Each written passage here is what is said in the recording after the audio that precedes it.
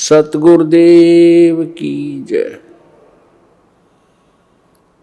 सर्वसंगत से प्रार्थना है, सत्संग प्रारंभ हो रहा है। कृपया सत्संग स्थल पर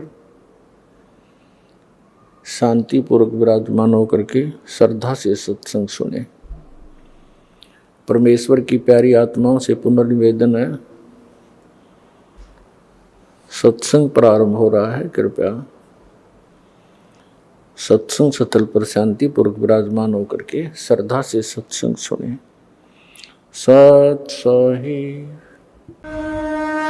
संत रामपाल जी महाराज एक ऐसे महान संत जिन्होंने अपनी सतभक्ति, तत्व ज्ञान, करुणा और सेवा के बल पर समाज में नई मिसाल कायम की है। संत रामपाल जी महाराज की अगुवाई में उनके सभी सतलोक आश्रमों से समाज कल्याण के अद्भुत कार्यों ने समाज को सुनहरे भविष्य की एक नई उम्मीद दिखाई है। संत रामपाल जी महाराज से नाम दीक्षा लेने के बाद लाखों लोगों की लाइलाज बीमारियां जैसे कैंसर, एड्स आदि ठीक हुई।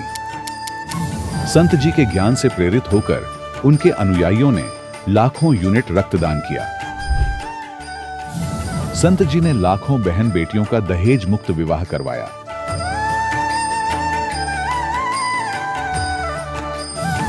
संत जी ने लाखों लोगों का नशा छुड़वाया, करोड़ों उजड़े परिवार बसे। संत जी के आश्रमों में समागम के दौरान निःशुल्क नेत्र चिकित्सा, दंत चिकित्सा प्रदान की जाती है। संत रामपाल जी महाराज द्वारा समय समय पर पर्यावरण संरक्षण के उद्देश्य से बड़े स्तर पर वृक्षारोपण किया जाता है। संत जी ने जरूरतमंदों को तत्काल राहत पहुंचाने के लिए एम्बुलेंस सेवा शुरू की। संत जी अपने अनुयायियों को देहदान के लिए प्रेरित करते हैं, जिससे मानवता की सेवा और चिकित्सा क्षेत्र में सुधार हो सके। संत रामपाल जी महाराज के सभी आश्रमों में हर रोज निःशुल्क भंडारा आयोजित किया जाता है, जहां हर वर्ग, हर जाति और हर धर्म के लोग एक साथ बैठकर भोजन करते हैं।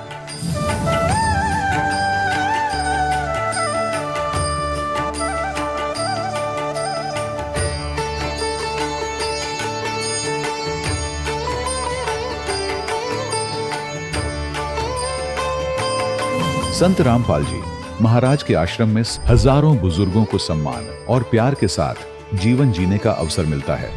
उनके खाने, रहने और स्वास्थ्य की पूरी जिम्मेदारी संत रामपाल जी महाराज उठाते हैं। अनाथ बच्चों के लिए संत रामपाल जी महाराज के सभी आश्रम किसी वरदान से कम नहीं।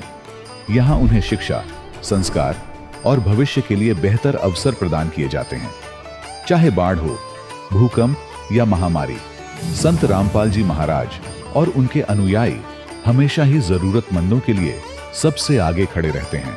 कोविड महामारी के दौरान संत रामपाल जी महाराज के आश्रमों से करोड़ों लोगों के लिए भोजन, दवाइयां और जीवन रक्षक सामग्रियां उपलब्ध कराई गई। चाहे गरीब की मदद हो या किसी शोषित और पीड़ित वर्ग के हक और सम्मान की लड़ाई, संत रामपाल जी महाराज ने हमेशा ही उनकी दबी आवाज को सरकारों तक पहुंचाया है और उन्हें उचित न्याय दिलवाने में अहम भूमिका अदा की है। समाज में आध्यात्मिक और सामाजिक मूल्यों के प्रति जागरूकता लाने में संत रामपाल जी महाराज हर कदम पर मानवता के सच्चे सेवक साबित हुए हैं। संत रामपाल जी महाराज का जीवन हमें सिखाता है कि सच्ची सेवा वही है जो निस्वार्थ भाव से की जाए। आइए हम भी इस महान सेवा के कार्य में इस महान संत से जुड़ें और संत रामपाल जी महाराज से नाम दीक्षा लेकर अपने जीवन को धन्य बनाएं।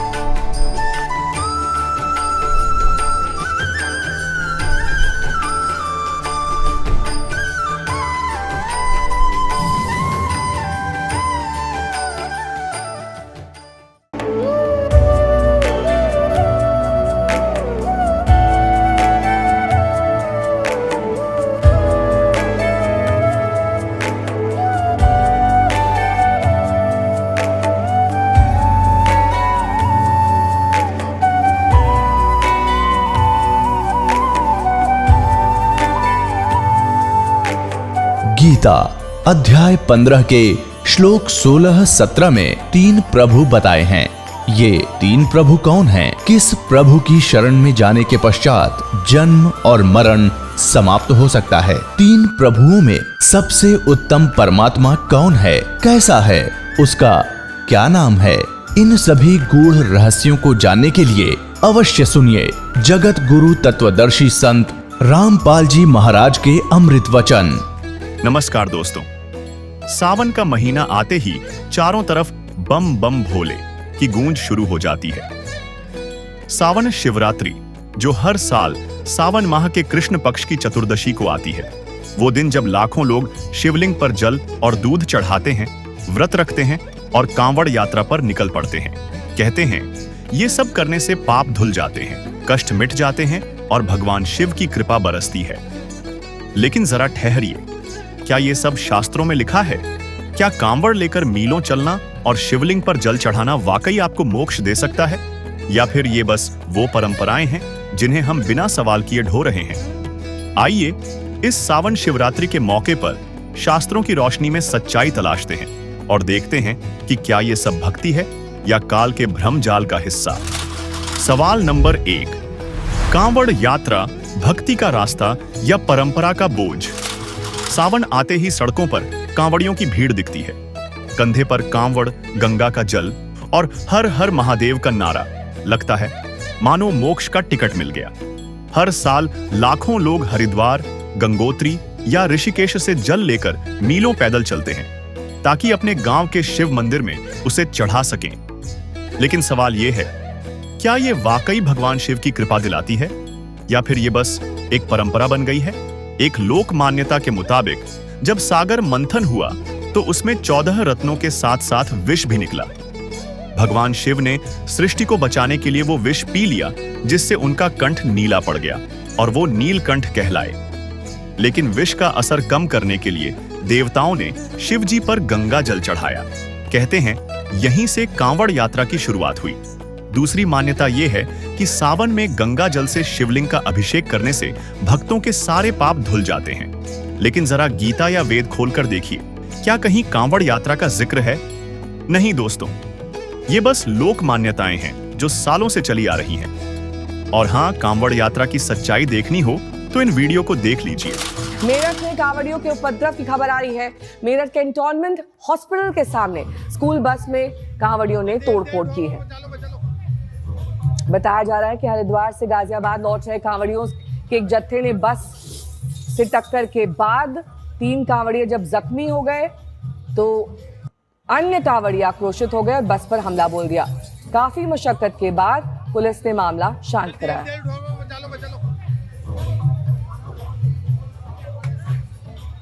तो कांवड़ियों के बवाल की खबर और शहरों से भी आई है, देखिए रिपोर्ट।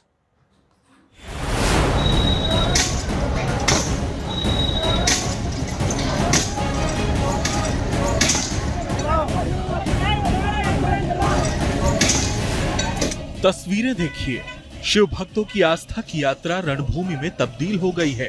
निशाने पर कानपुर के शिवराजपुर का थाना और सांसद में है पुलिसकर्मी की जान।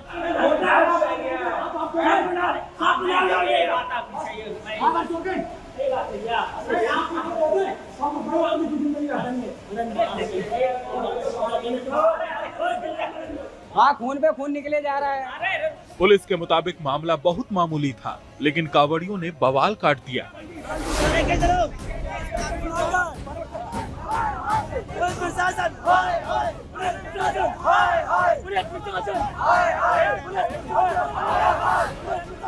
पुलिस के मुताबिक सोमवार तड़के 2 बजे की घटना है, जब औरैया जा रहा एक डाक कांवड़िया गंगा रोड तिराहे पर फिसल कर गिर पड़ा। कांवड़ियों ने आरोप लगाया कि वो पुलिस का डंडा लगने की वजह से गिरा। इसी बात पर गुस्साए कांवड़ियों ने भीड़ प्रबंधन में लगे स्काउट और पुलिस पर हमला कर दिया। कांवड़ियों से बचकर पुलिसकर्मी थाने आए तो उनके पीछे पीछे वही उपद्रवी थाने पर पहुंचकर हंगामा करने लगे। डाक कांवरियों की एक टोली जो कि बिठूर से जल लेकर के औरैया जा रही थी। उसमें डाक कांवरिया दौड़ता हुआ बहुत तीव्र गति से मोड़ पर स्लिप करके स्वतः अचानक गिर गया, जिसको वहाँ पर उपस्थित भारत स्काउट गाइड का छात्र, वो होमगार्ड व चौकीदार द्वारा उठा दिया गया। वो टोली अपना आगे बढ़ गई। तत्पश्चात उसके पीछे कुछ उपद्रवियों की एक टोली आई और उनके द्वारा वहाँ पर उपस्थित पुलिस बल के साथ काफ़ी दुर्व्यवहार किया गया।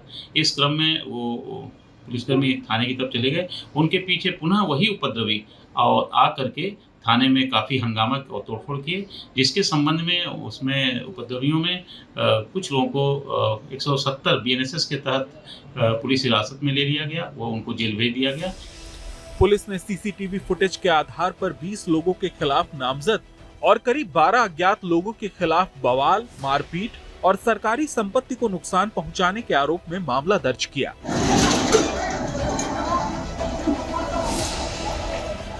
अब हरिद्वार की हर की पैड़ी की तस्वीर देखिए। हर की पैड़ी क्षेत्र में एक विश्राम गृह के बाहर देर रात उपद्रव कर रहे ये लोग कांवड़िए बताए जा रहे हैं। बताया जाता है कि मामूली कहासुनी के दौरान कांवड़िए इतने उत्तेजित हुए कि चश्मे की दुकान पर डंडे बरसाना शुरू कर दिया। दुकान को पूरी तरह तोड़ डाला। अब यूपी के गाजियाबाद की तस्वीरें देखिए। गाजियाबाद के मोदी नगर में कांवड़ियों ने एक टैक्सी पर हमला कर दिया, उसका शीशा तोड़ दिया। आरोप है कि टैक्सी से कांवड़ खंडित हो गई। इसी बात पर ये लोग भड़क गए और उपद्रव करने लगे। आखिर कानून से खिलवाड़ करने का हक किसने दिया? कांवड़ यात्रा पवित्र यात्रा के रूप में देखी जाती है। इस यात्रा को लेकर श्रद्धा इतनी कि सरकार और प्रशासन की ओर से फूल बरसाए जाते हैं। हर साल सरकार कांवड़ियों की सुविधा के लिए पूरे इंतजाम करती है। फिर भी अक्सर खबरें आती हैं कि मामूली बात पर कांवड़िए आपा खो देते हैं और बवाल पर उतारू हो जाते हैं। आखिर ये कैसी कांवड़ यात्रा है? कांवड़ियों ने हाईवे किया हाईजैक।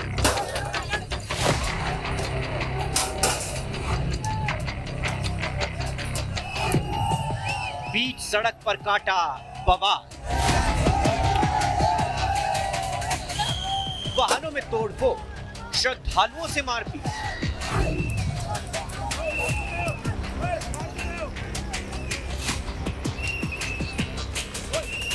इसकी गाड़ी में दिखेगा बैठता हुआ और वो भी दिखेगा उसकी गाड़ी में, वो भी टेगा लग से, वो भी टेगा लग से, वो भी टेगा लग से।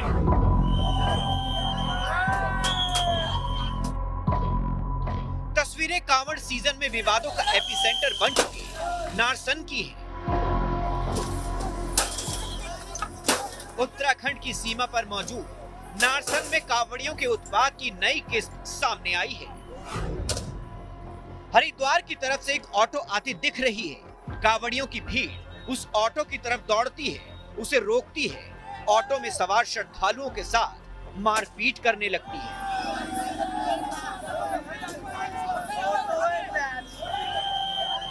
जिनकी पिटाई इन कांवड़ियों ने की है, वो भी हरिद्वार से कांवड़ लेकर ही लौट रहे थे।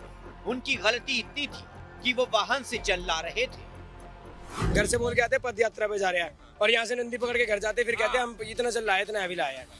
अच्छी बात है, हम भी तो लेके जा रहे हैं। हम 15 लीटर लाया था, मैं 15 लीटर की सोच के लाया था, वो 27 लीटर हो गया। मैं भी चल रहा हूँ, मेरे कंधे टूटे पड़े हैं बिल्कुल। इसीलिए आप लोग टेम्पो को इसलिए रोक रहे हैं। हाईवे पर मॉरल पुलिसिंग कर रही कांवड़ियों की भीड़ ये नागवार गुजरा। ऐसा करने वाले हर कांवड़िए को पीटने और वाहन तोड़ने की धमकी देने लगे। आप लोगों ने जो लोग गाड़ियों से आ रहे हैं उनको रोक रहे हैं, क्यों रोक रहे हैं? कौन सी गाड़ी रोक रहे हैं हम? जैसे अभी मतलब ये लोग रिक्शे से आए थे। हाँ। रिक्शे में बैठ के जा रहे हैं, तो ये रिक्शे में बस में जाते हैं। और मेरे भाई सुनो, जिसकी गाड़ी में दिखेगा बैठता हुआ वो भी पिटेगा, उसकी गाड़ी भी आग लगेगी। इसके बाद कांवड़ लेकर लौट रहे हर वाहन को उपद्रवी कांवड़ियों ने रोका, अभद्र टिप्पणियां की।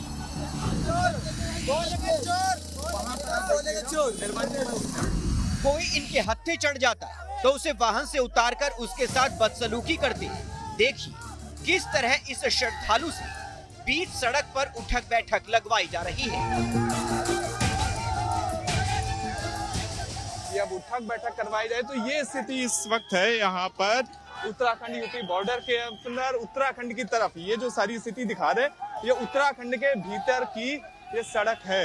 अब ऐसे में बड़ा सवाल यही है उत्तराखंड पुलिस के ऊपर, उत्तराखंड सरकार के ऊपर, कि जो लगातार ये दावा करता है कि वो सकुशल कावड़ को आयोजित करवा रहा है, सारी चीजें वो सकुशल कर रहा है। तो ये सकुशलता है। जहां पर कावड़ियों की ये मॉरल पुलिसिंग चल रही है वहां पर कोई पुलिस मौजूद नहीं है।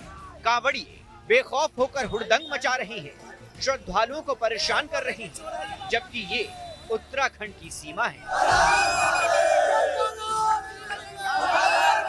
बम बम भोले की नारेबाजी की आड़ में जमकर गुंडई हो रही है। वैन की छत पर एक श्रद्धालु बैठा था जो हरिद्वार से कांवड़ का जल ला रहा था। उपद्रवी कांवड़ियों की भीड़ वैन पर चढ़ गई, वैन में तोड़फोड़ मचाने लगी, जबकि अंदर महिला यात्री भी मौजूद थे। गाड़ियों के ऊपर चढ़ चुके हैं, डंडे मार रहे हैं, पैर से मार रहे हैं, कुछ लोग रोक रहे हैं। महिलाएं बैठी हैं अंदर, देखिए महिलाएं बैठी हैं, लेकिन उसके बावजूद ये स्थिति है।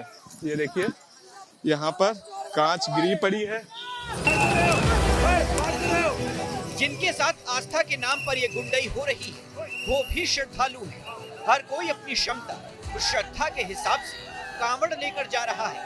उपद्रवी कांवड़ियों को सड़क पर मारपीट का अधिकार किसने दिया? पश्चिम उत्तर प्रदेश के मेरठ से लेंगे खबर, जहां कांवड़ियों के उत्पात का वीडियो सोशल मीडिया पर वायरल हो गया, जिसमें कांवड़िये पुलिस के सामने स्कूल बस में तोड़फोड़ करते हुए आप देखिए कैसे नजर आ रहे होंगे। सावन की शुरुआत होते ही उत्तर भारत में कांवड़ यात्रा का धार्मिक उत्साह चरम पर है, लेकिन इस बार श्रद्धा और उपद्रव के बीच की रेखा कई जगह धुंधली होती दिख रही है।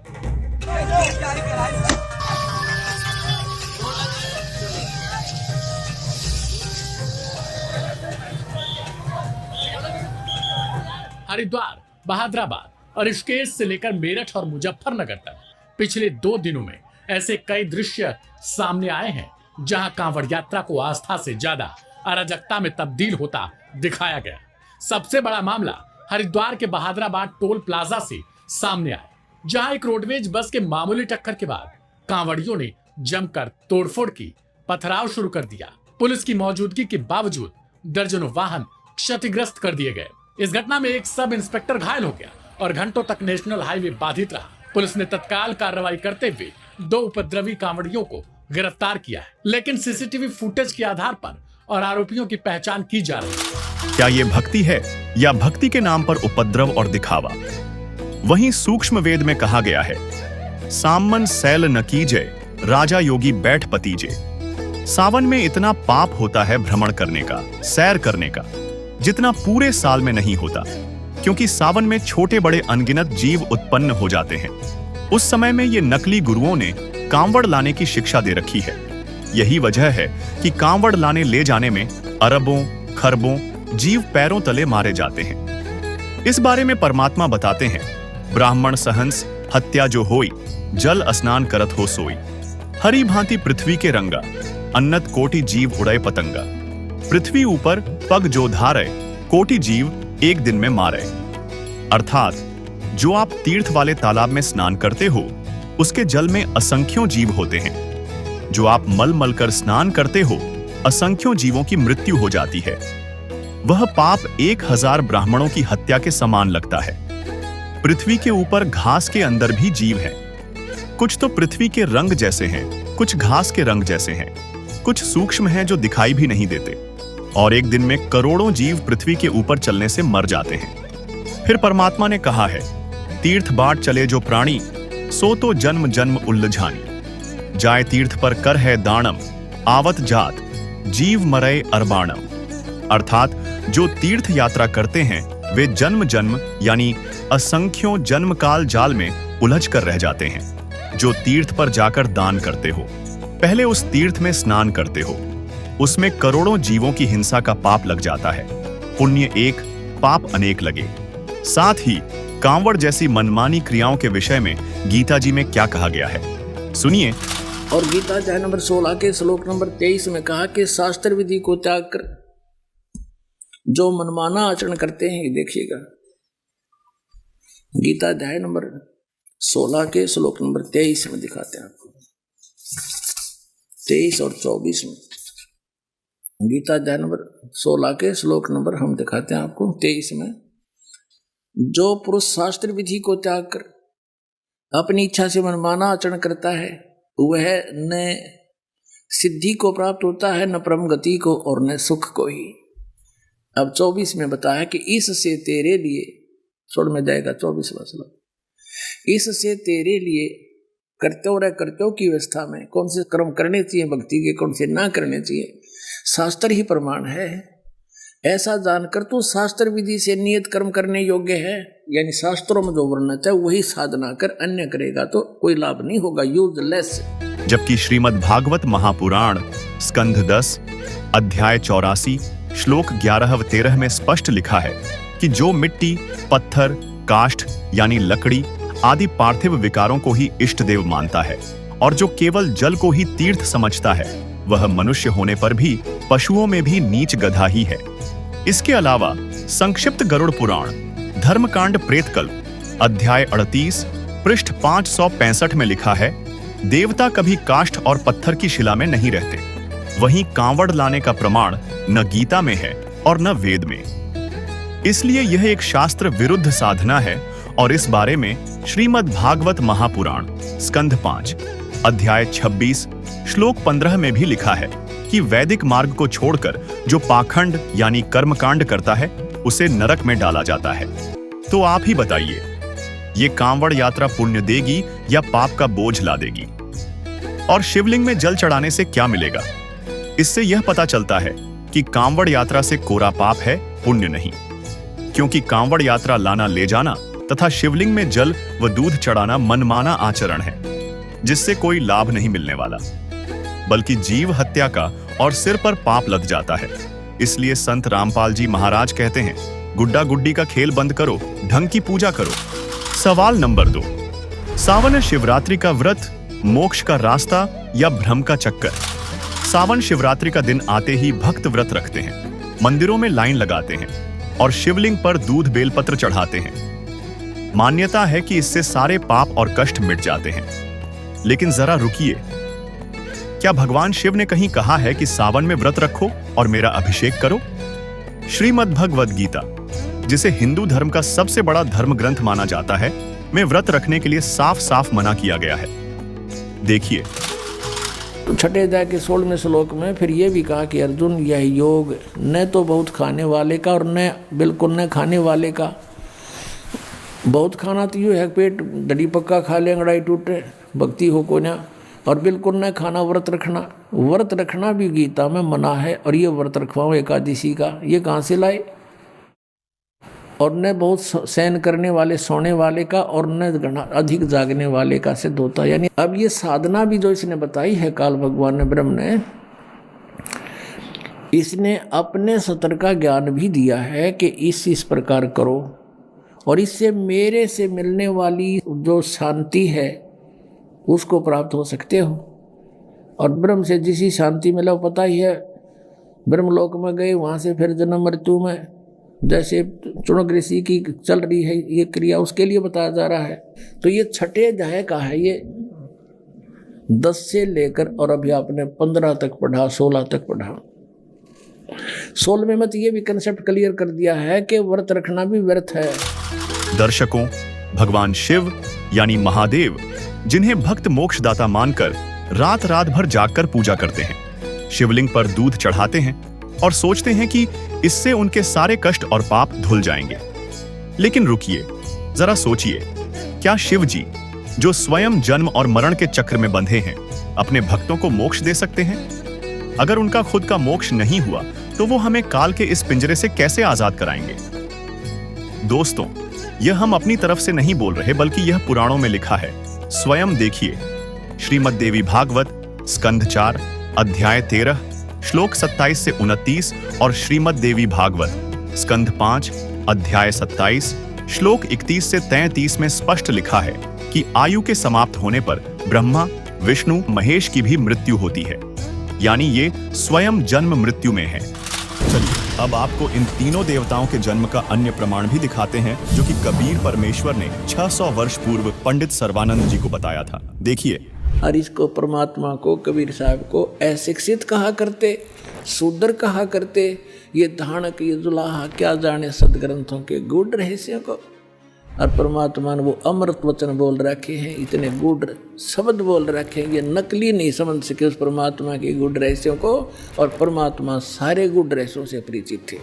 सर्वानंद ने कहा कि कबीर बोल क्या प्रश्न करेगा।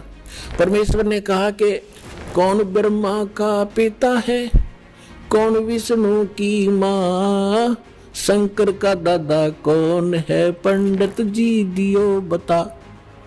ब्रह्मा विष्णु महेश के माता पिता कौन है, इनका दादा कौन है। अब सर्वानंद की बुद्धि तो वहीं टिकी हुई थी, ये सर्वेश्वर है, महेश्वर है, इनके कोई माता पिता नहीं है। आप ऐसे ही कह रहे हो, इनके कोई माता पिता नहीं। अब परमेश्वर ने कहा कि आप देवी भागवत तीसरा स्कंद निकालो। देखिएगा श्री देवी भागवत यानी देवी पुराण, सचित्र मोटा टाइप। श्रीमद् देवी भागवत के तीसरे स्कंद अध्याय 4 से 5 को, जिसमें श्री विष्णु जी देवी दुर्गा की स्तुति करते हुए कहते हैं, तुम शुद्ध स्वरूपा हो, यह सारा संसार तुम्ही से उद्भासित हो रहा है। मैं विष्णु, ब्रह्मा और शंकर, हम सभी तुम्हारी कृपा से ही विद्यमान हैं। हमारा आविर्भाव अर्थात जन्म और तिरोभाव अर्थात मृत्यु हुआ करता है, अर्थात हम तीनों देव नाशवान हैं। केवल तुम ही नित्य हो, जगत जननी हो, प्रकृति देवी हो। दर्शकों, यहाँ प्रकृति शब्द याद रखिएगा, क्योंकि दुर्गा जी को ही प्रकृति कहा जाता है। जब हम आपको श्रीमद् भगवद गीता अध्याय 14 श्लोक 3, 4, 5 से ब्रह्मा, विष्णु, शिव की उत्पत्ति के विषय में बताएंगे, तो यह प्रकृति शब्द काम में आएगा। दर्शकों, श्रीमद् देवी भागवत के इसी लेख में आगे भगवान शंकर बोले, देवी, यदि महाभाग विष्णु तुम्ही से प्रकट हुए हैं, तो उनके बाद उत्पन्न होने वाले ब्रह्मा भी तुम्हारे ही बालक हुए। फिर मैं तमोगुणी लीला करने वाला शंकर, क्या तुम्हारी संतान नहीं हुआ?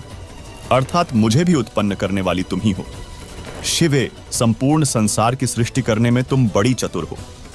इस संसार की सृष्टि, स्थिति और संहार में तुम्हारे गुण सदा समर्थ हैं। उन्हीं तीनों गुणों से उत्पन्न हम ब्रह्मा, विष्णु एवं शंकर नियमानुसार कार्य में तत्पर रहते हैं।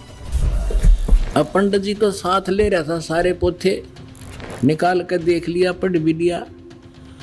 उसको मालूम था कि सामने जो श्रोता है ये सब अशिक्षित, और कह दिया कि झूठ बोलता है, इसमें कुछ नहीं है। परमेश्वर ने कहा कि रुद्र संहिता के अंदर देखिएगा, ब्रह्मा, विष्णु और शिव जी की उत्पत्ति दिखाते हैं आपको, आप देखिएगा। तो उसने देखा जो मालिक ने बताया। अब आप देखिए पुण्यात्मा, तो अभी तक ये सारा वर्बली बकवास चल रही थी। अब दास ने जब इस मिशन को स्टार्ट किया तो आम भक्त हमारे भक्तों से कहता था, वो कैसा टीचर है, पुस्तक पढ़ पढ़ के सुनाता है, अपना अनुभव बताना चाहिए। सदग्रंथों से अलग जो अनुभव अपना बताता है वो शास्त्र विरुद्ध है, वो बिल्कुल यूजलेस है। ये हमारा सिलेबस है।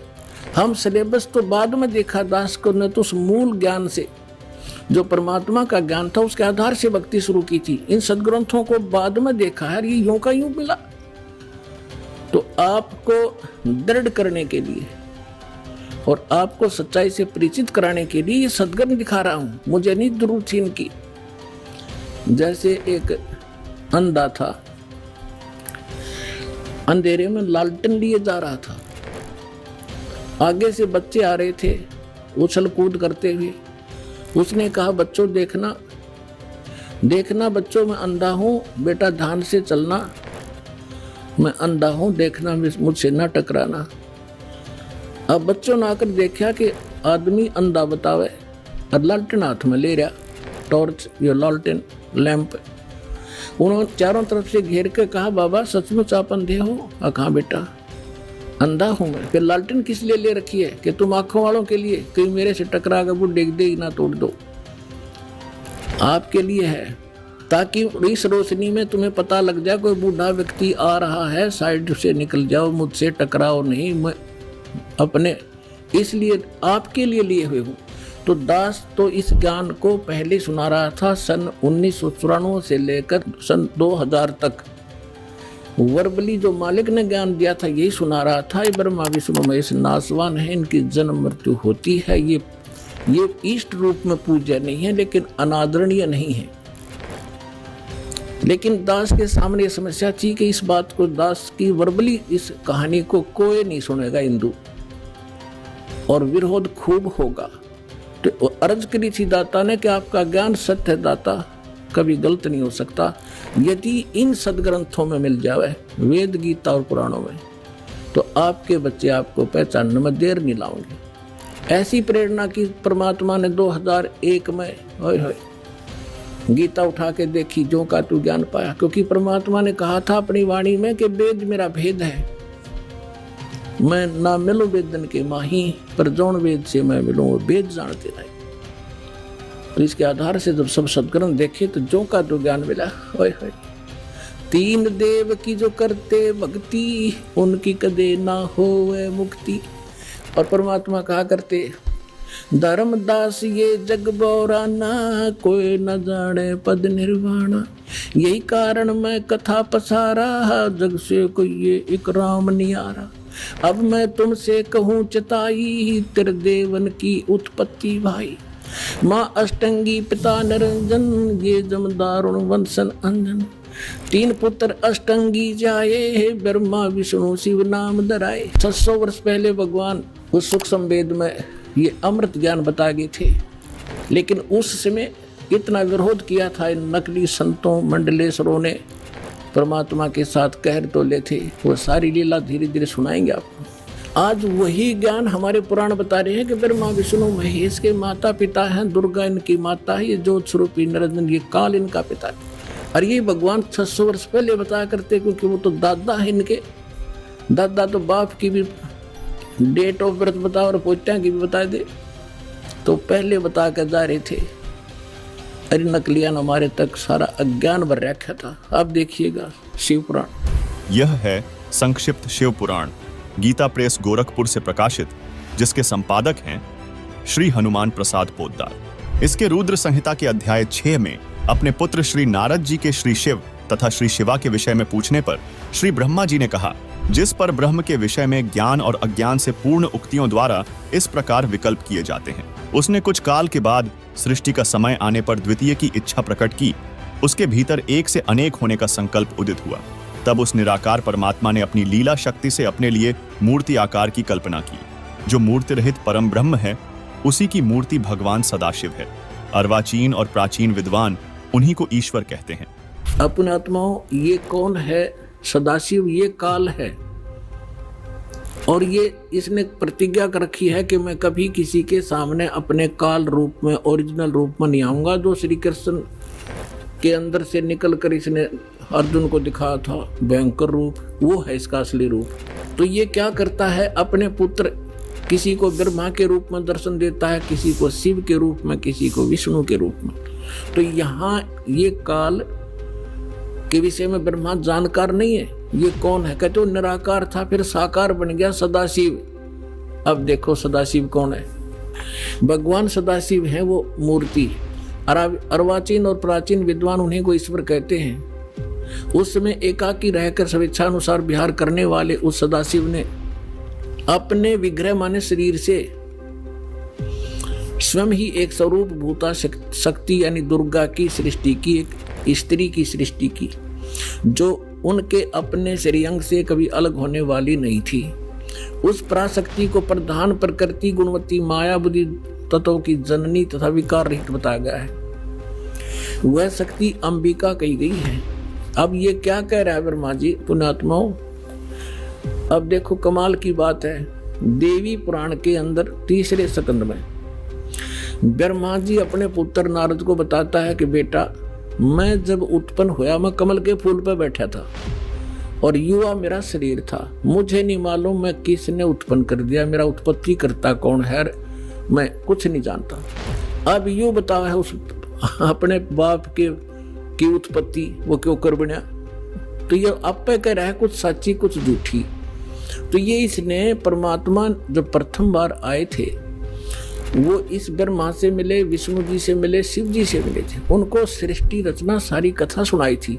इन्होंने एक बार तो स्वीकार किया था, फिर काल प्रेरणा से मालिक के ज्ञान को रिजेक्ट कर दिया था। अब वो सुना हुआ ज्ञान यहाँ कुछ अटकलबाजी कर रहा है। ये परमात्मा ने तो ये बता रखा है कि इस काल ने दुर्गा को खा लिया था, बुरी नीयत है, वो उसके पेट में चली गई थी, फिर वो परमेश्वर ने आकर निकाली थी, तब ये दोनों पति पत्नी रूप में रहने लगे थे। अब ब्रह्मा जी इसको दूसरे ढंग से कह रहा है कि उस सदा शिव ने इसने सिर पैर का पता नहीं कि उसने अपने शरीर से एक स्त्री उत्पन्न की जो कभी उसके अंग से अलग होने वाली नहीं थी। अब ये देखिए, उस समय एकाकी रहकर स्वेच्छा अनुसार व्यवहार करने वाले सदाशिव ने अपने विग्रह से स्वयं ही एक स्वरूप भूता शक्ति की सृष्टि की जो उनके अपने श्रेयंग से कभी अलग होने वाली नहीं थी। वो कौन है? उस पराशक्ति को प्रधान भी कहते हैं। ये प्रधान शब्द राखियो याद, प्रकृति भी याद रखना। ये प्रधान और प्रकृति शब्द आपके श्रीमद् भगवद गीता के अंदर दास सिद्ध करेगा कि दुर्गा और काल के संयोग से ब्रह्मा विष्णु महेश की उत्पत्ति हुई। वहाँ ये प्रधान और प्रकृति शब्द है। तो ये समझना कौन है ये प्रधान। ये कह रहे हैं उसी को प्रधान, प्रकृति गुणवती माया बुद्धि दोनों तत्वों की जननी तथा विकार रहित बताया। तो वह शक्ति अंबिका कही गई है।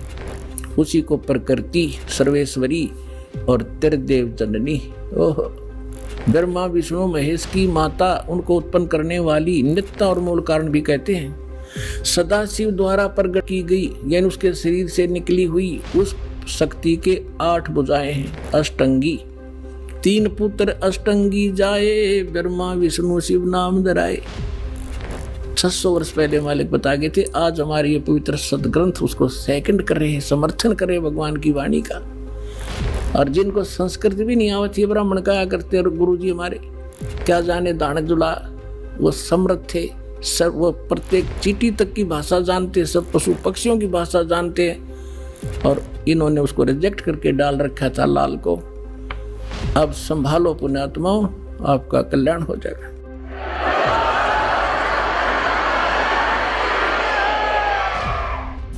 नाना प्रकार के आभूषण उसके श्री अंगों की शोभा बढ़ाते हैं। वह देवी नाना प्रकार की गतियों से संपन्न है और अनेक प्रकार के अस्त्र शस्त्र धारण करती है।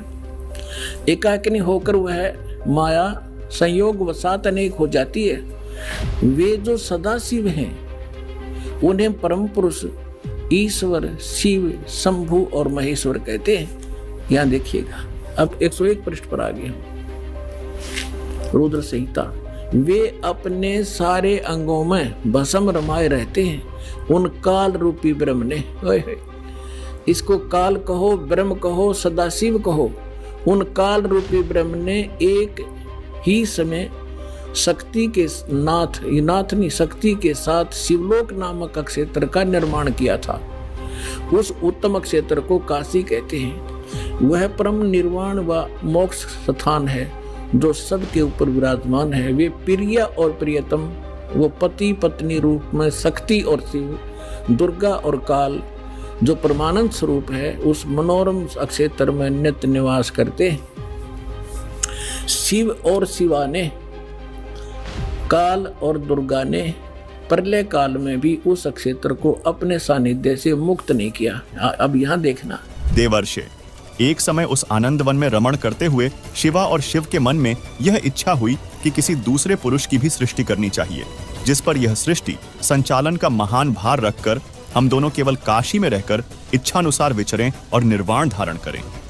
ऐसा निश्चय करके शक्ति सहित सर्वव्यापी परमेश्वर शिव ने अपने वाम भाग के 10वें अंग पर अमृत मल दिया। फिर तो वहां से एक पुरुष प्रकट हुआ जिसका नाम विष्णु रखा। फिर रुद्र संहिता के अध्याय 7 पर ब्रह्मा जी ने कहा कि तत्पश्चात कल्याणकारी परमेश्वर साम सदाशिव ने पूर्ववत प्रयत्न करके मुझे अपने दाहिने अंग से उत्पन्न किया।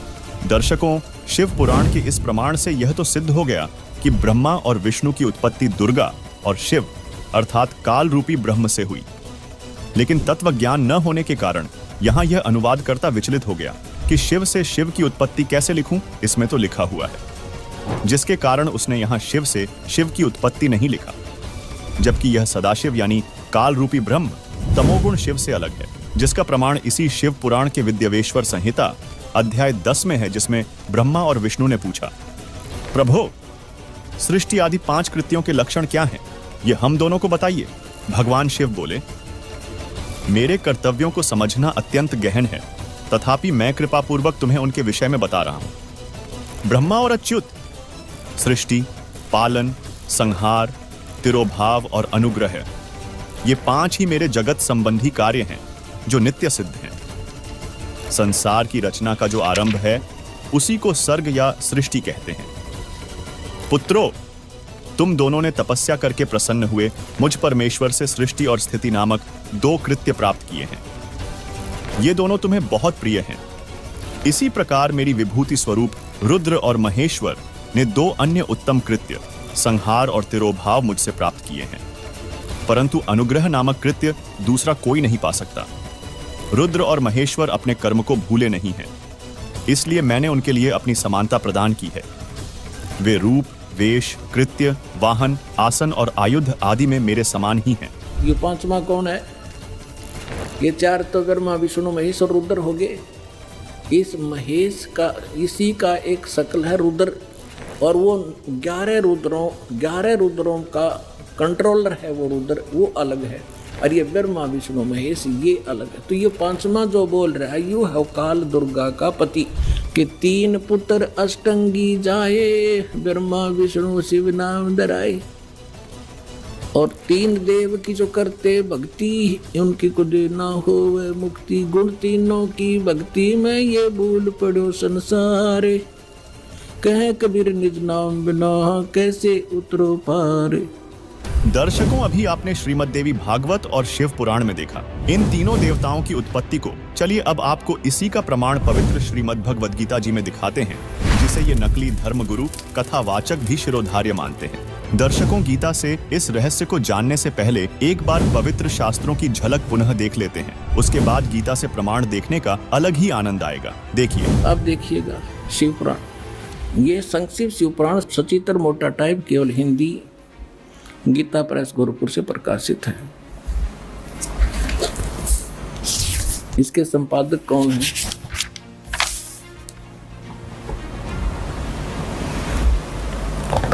हनुमान प्रसाद पोदार, और ये गीता प्रेस गोरखपुर से प्रकाशित है।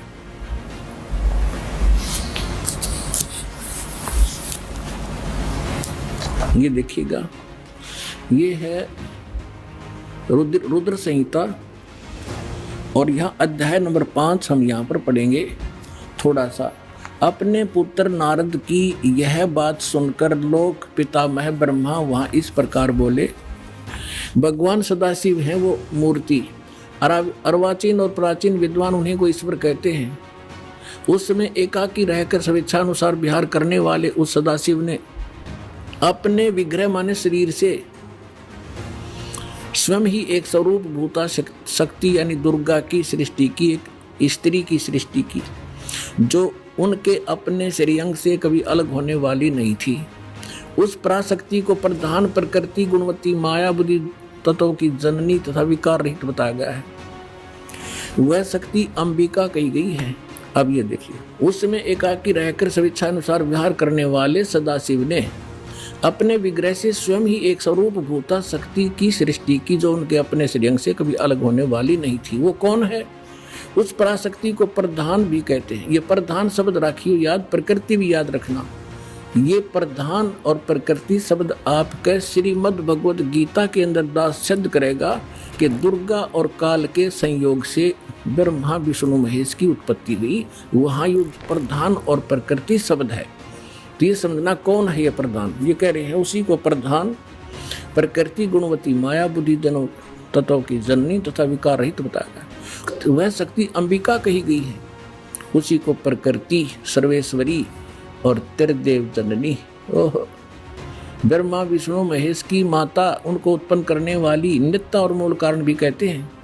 सदाशिव द्वारा प्रकट की गई यानी उसके शरीर से निकली हुई उस शक्ति के 8 भुजाएं हैं, अष्टंगी। 3 पुत्र अष्टंगी जाए, ब्रह्मा विष्णु शिव नाम धराए। 600 वर्ष पहले मालिक बता गए थे। आज हमारे ये पवित्र सदग्रंथ उसको सेकंड कर रहे हैं, समर्थन कर रहे हैं भगवान की वाणी का। और जिनको संस्कृत भी नहीं आवती है ब्राह्मण क्या करते गुरु जी हमारे, क्या जाने दाने दुला, वो समृद्ध थे, सब वो प्रत्येक चींटी तक की भाषा जानते, सब पशु पक्षियों की भाषा जानते हैं, और इन्होंने उसको रिजेक्ट करके डाल रखा था लाल को। अब संभालो पुण्यात्माओं, आपका कल्याण हो जाएगा। दर्शकों, ब्रह्मा, विष्णु, महेश यानी रजगुण, सतगुण, तमगुण के विषय में इन पवित्र ग्रंथों से एक झलक देखी। अब देखते हैं श्रीमद् भगवत गीता से तीनों देवों की उत्पत्ति का प्रमाण। अब आपको श्रीमद् भगवत गीता से प्रमाणित करते हैं ब्रह्मा, विष्णु, महेश की उत्पत्ति। ये श्रीमद् भगवत गीता और गीता प्रेस गोरखपुर से प्रकाशित है। जयदयाल गोविंदका इसके अनुवादक हैं। ये अध्याय नंबर 14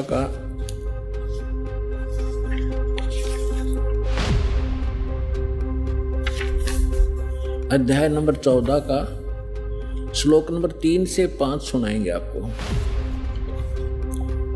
ये 3, इसमें क्या कहा है कि अर्जुन मेरी ये महत ब्रह्म रूप मूल प्रकृति। अब आपको दास ने श्रीमद् देवी भागवत के 3रे स्कंद में विष्णु जी कहते हैं अपनी माता दुर्गा को कि तुम शुद्ध स्वरूपा हो, ये सारा संसार तुमसे उद्भासित हो रहा है। मैं ब्रह्मा और शंकर आपकी कृपा से विद्यमान है। हमारा आविर्भाव माने जन्म और तिरोभाव माने मृत्यु होता है, और आप ही पूर्ण प्रकृति हैं।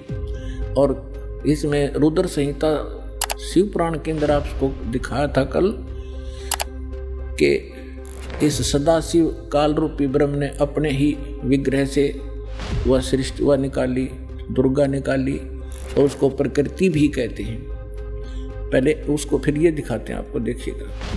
अब 14वें अध्याय के 3रे श्लोक में ये क्या कहता है कि अर्जुन, ये काल बोल रहा है ब्रह्म, मेरी ये मूल प्रकृति सभी संपूर्ण भूतों यानी प्राणियों की योनि यानी गर्भाधान स्थान है, और मैं काल ब्रह्म उस योनि में गर्भ यानी चेतन समुदाय गर्भ को स्थापना करता हूँ, और तत्व माने उस के संयोग से सभी प्राणियों भूतों माने प्राणियों की उत्पत्ति होती है। 4 में क्या कहा है, हे अर्जुन, ये नाना प्रकार की सब योनियों में जितने भी मूर्तियां यानी शरीरधारी प्राणी हैं उत्पन्न होते हैं, प्रकृति यानी दुर्गा तो उनकी गर्भ धारण करने वाली माता है, और मैं बीज स्थापन करने वाला पिता हूँ। आगे देखो 5वें में, हे अर्जुन, सतगुण, रजगुण और तमगुण, सतगुण विष्णु, रजगुण ब्रह्मा, तमगुण शिव जी, ये प्रकृति से उत्पन्न दुर्गा से उत्पन्न, और तीनों गुण रजगुण ब्रह्मा, सतगुण विष्णु, तमगुण शिव जी अविनाशी जीवात्मा को शरीर में फंसाए रखते हैं, बांधे रखते हैं कर्मा के अनुसार। अब हमने यहाँ से इतना ही लेना। दर्शकों, अभी हमने हिंदू धर्म के सर्व पवित्र शास्त्रों से ब्रह्मा, विष्णु, महेश की उत्पत्ति के बारे में जाना। सवाल नंबर 3, क्या ओम नम शिवाय शिव जी का पंचाक्षरी मंत्र है तथा शिव जी के साधकों को गीता जी में क्या कहा गया है? भगवान शिव के साधकों की उपलब्धियों की जानकारी जानने से पहले आपको यह जानना बेहद जरूरी है कि 3 गुण क्या हैं। तभी आपको गीता का वह रहस्य युक्त ज्ञान समझ में आएगा जिसे संत रामपाल जी के अतिरिक्त किसी ने भी आज तक नहीं बताया। ये 3 गुण कौन है? रजगुण ब्रह्मा, सतगुण विष्णु, तमगुण शिव जी। ये देखिएगा मार्कंडेय पुराण। गीता प्रेस गोरखपुर से प्रकाशित संक्षिप्त मार्कंडेय पुराण के अध्याय 25 में लिखा है कि रजोगुण प्रधान ब्रह्मा, तमोगुण प्रधान रुद्र यानी शिव, और सत्व प्रधान यानी सतोगुण प्रधान विश्वपालक विष्णु हैं। ये ही 3 देवता हैं और ये ही 3 गुण हैं। और थोड़ा सा पक्का कर दूं, ये देखिएगा, ये है श्रीमद् देवी भागवत। देखिए, खेमराज श्री कृष्ण दास प्रकाशन, बंबई से प्रकाशित श्रीमद् देवी भागवत भाग 1 के 3रे स्कंध के अध्याय 5 श्लोक 8 में भगवान शंकर बोले, हे मात, यदि हमारे ऊपर आप दयायुक्त हो तो मुझे तमोगुण क्यों बनाया? कमल से उत्पन्न ब्रह्मा को रजोगुण किस लिए बनाया तथा विष्णु को सतगुण क्यों बनाया? दर्शकों, नीचे संस्कृत को भी देखें जिसमें स्पष्ट लिखा है, यदि दयार्द्रमणा न सदामपि के कथमहं विहितः च तमोगुणः कमल जश्च रजोगुण संभव सुविहितः किमु सत्वगुणो हरे। इति सिद्धम रजगुण ब्रह्मा सतगुण विष्णु तमगुण शिव जी। दर्शकों, मार्कंडेय पुराण और श्रीमद्देवी भागवत के इस उल्लेख से यह स्पष्ट होता है कि 3 गुण यानी रजगुण ब्रह्मा जी, सतगुण विष्णु जी और तमगुण शिव जी हैं। दोस्तों, अभी आपने अपने पुराणों में देखा कि रजगुण ब्रह्मा, सतगुण विष्णु और तमगुण शिव हैं। अब जानते हैं तीनों गुणों की पूजा करने वाले साधकों को गीता ज्ञानदाता ने क्या कहा है। अब ये दास आपको पवित्र श्रीमद् भगवत गीता के अंदर दिखाएगा।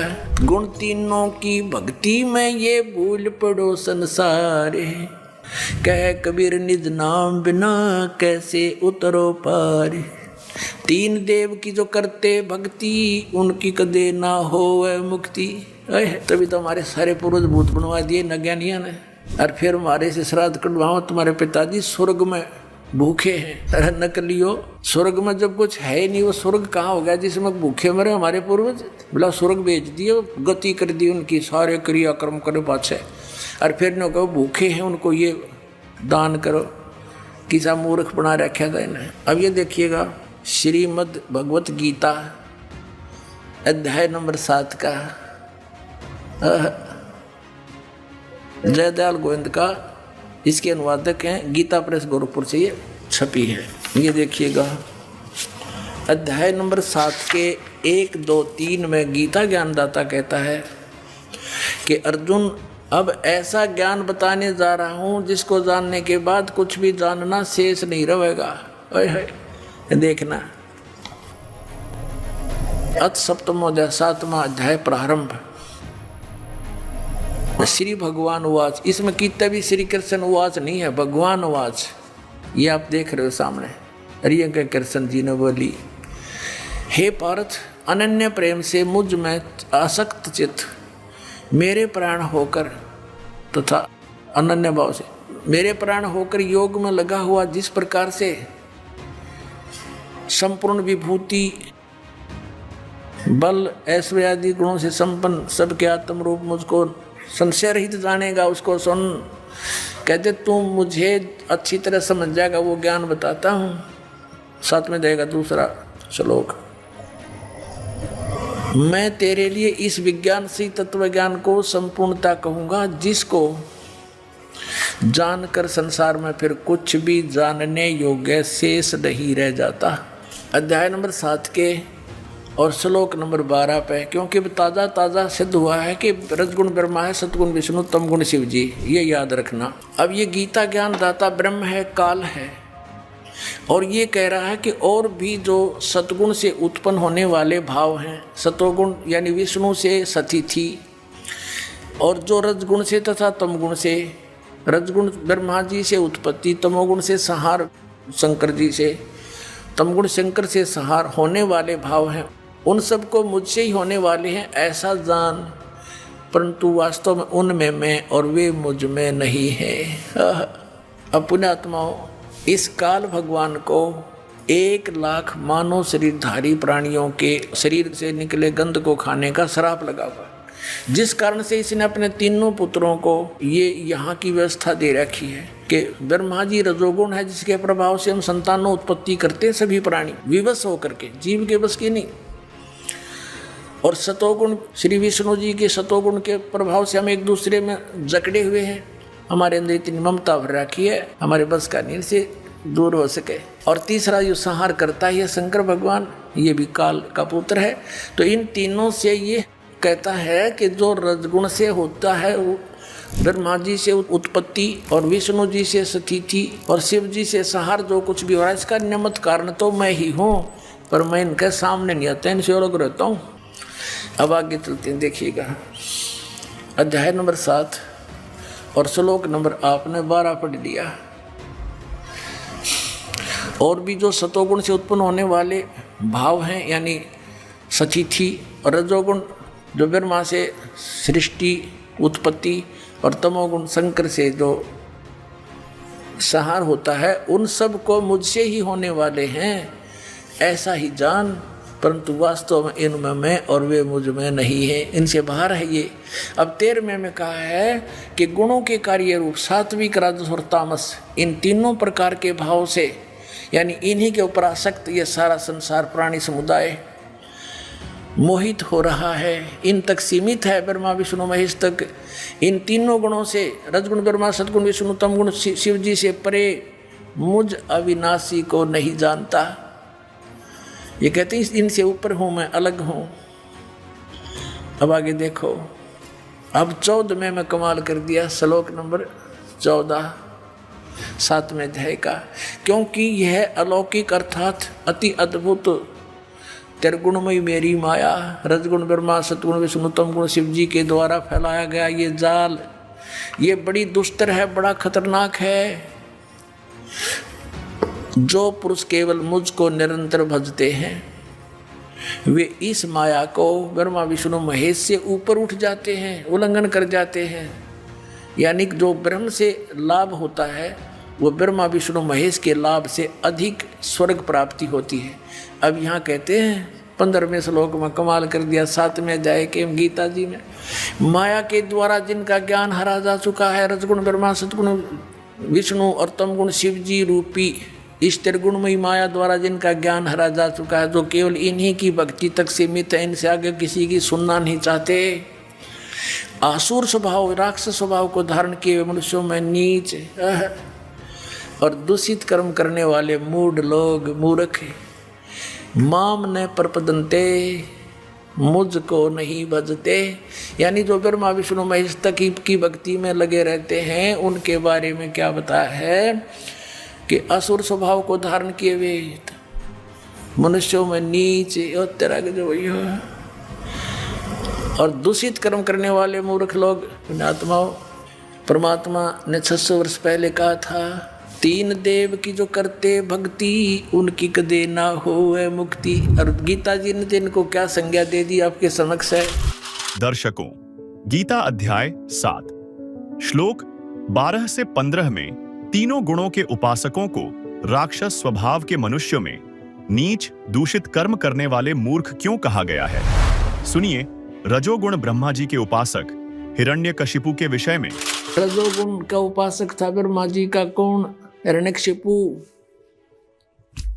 भगत बनकर श्रद्धा से खूब तपस्या करी, वर मांग लिए, सुबह मरू ना, शाम मरू, रात मरू ना, दिन मरू, फलान मरू ना, धकड़ मरू, कह दिया तथास्तु।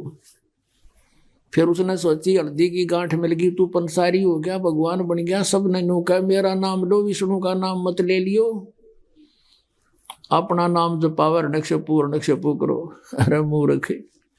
अब भगवान ने उसके घर में भेज दिया खम्ब, प्रहलाद, और वो नो कहा नहीं पिताजी, हिरण्यकशिपु भी कोई मंत्र होता है, भगवान के नाम से लाभ होगा। पिता पुत्र का झगड़ा हो गया इससे बात पे, और ऐसे जुल्म किए उस पुण्यात्मा के साथ, उस राक्षस स्वभाव को धारण किए हुए मनुष्यों में नीच दूषित कर्म करने वाले मूर्ख हिरण्यकशिपु ने, ब्रह्मा रजगुण के उपासक ने। अब यहाँ कहते हैं, अब क्या बताते हैं, सूक्ष्म वेद में कहा परमात्मा ने कि हिरण्यकुश छाती तोड़वाई और ब्राह्मण बाणा और कर्म कसाई। वो तो ब्राह्मण भगत को आवे हैं, भगत का तो बाणा उसका है, और कर्म इसे कसाई कैसे अपने मासूम बच्चे को मारने के लिए ना जाने कितने ओछे हथकंडे अपनाए। हिरण्यकशिपु छाती तोड़वाई और ब्राह्मण बाणा कर्म कसाई, रजोगुण का उपासक था, राक्षस कहलाया हिरण्यकशिपु। अब सुनिए तमोगुण शिव जी के साधक भस्मासुर के बारे में। एक भस्मागिरी नाम का साधक था, तपस्वी था, तमोगुण श्री शिव का उपासक, और शिव जी के गेट के सामने, मेन गेट के सामने ऊपर को पैर करके नीचे ने सिर करके तपस्या करने लग गया। 12 वर्ष तक सिरासन पर रहा। एक दिन पार्वती जी ने कहा कि भगवान आप तो महादेव हो, देवताओं के देव हो, आप तो जो चाहो सो कर सकते हो, आपके भगत को दे दो जो मांगता है। अब भगवान शंकर ने कहा, शिव जी ने कहा तमोगुण ने कि मांग भाई भस्मागिरी, क्या मांगता है साधु। भस्मागिरी ने कहा जी वचनबद्ध हो जाओ तब मांगो। भगवान शिव ने कहा ठीक है भाई मैं वचनबद्ध हो गया, प्रतिज्ञा करता हूँ तू मांगेगा वही दे दूंगा, वचन है मेरा। उसी से मैं सीधा खड़ा हो गया और कहने लगा भगवान ये भस्म कड़ा दे दो जो आपने हाथ में पहन रखा है। उस भस्म कड़े में एक शक्ति थी, उसको मालूम था कि जिसके सिर के ऊपर ऐसे करके यूं कह दिया कि भस्म, वो व्यक्ति, वो पशु पक्षी भस्म हो जाता था। अब जो ही भगवान शंकर ने वचनबद्ध होने के कारण वो अपना प्रिय कड़ा भी दे दिया, ये सोचकर कि साधु संत है, जंगल में रहता है, हिंसक पशुओं से बचने के लिए, राक्षसों से बचने के लिए ले रहा होगा, दे दिया। जो ही कड़ा हाथ में आया और एकदम ठाके मारकर हंसने लगा कि शंकर होले होशियार, तुझे मारूंगा और पार्वती को अपनी पत्नी बनाऊंगा। हा हा हा। अब उसने न्यू किया, शंकर भगवान जान गया कि तो एकदम चेंज हो गया सारा, इसका तो आओ भाव बदल गया नीच का। भगवान शंकर ने डांक ठोक दी, फुल स्पीड तक भाग लिया, 100 की स्पीड तक। आगे आगे भगवान और पीछे पीछे पुजारी जा खखाट पटा। तो परमात्मा ने आके रजा करी, उनके शंकर जी के और उस पुजारी के बीच में आकर पार्वती रूप बना के खड़े हो गए खुद परमात्मा। और वो तो पार्वती के लिए भाग ही रहा था, उसने सोचा चल 2 बात कर लेता हूँ, पार्वती से रुक गया।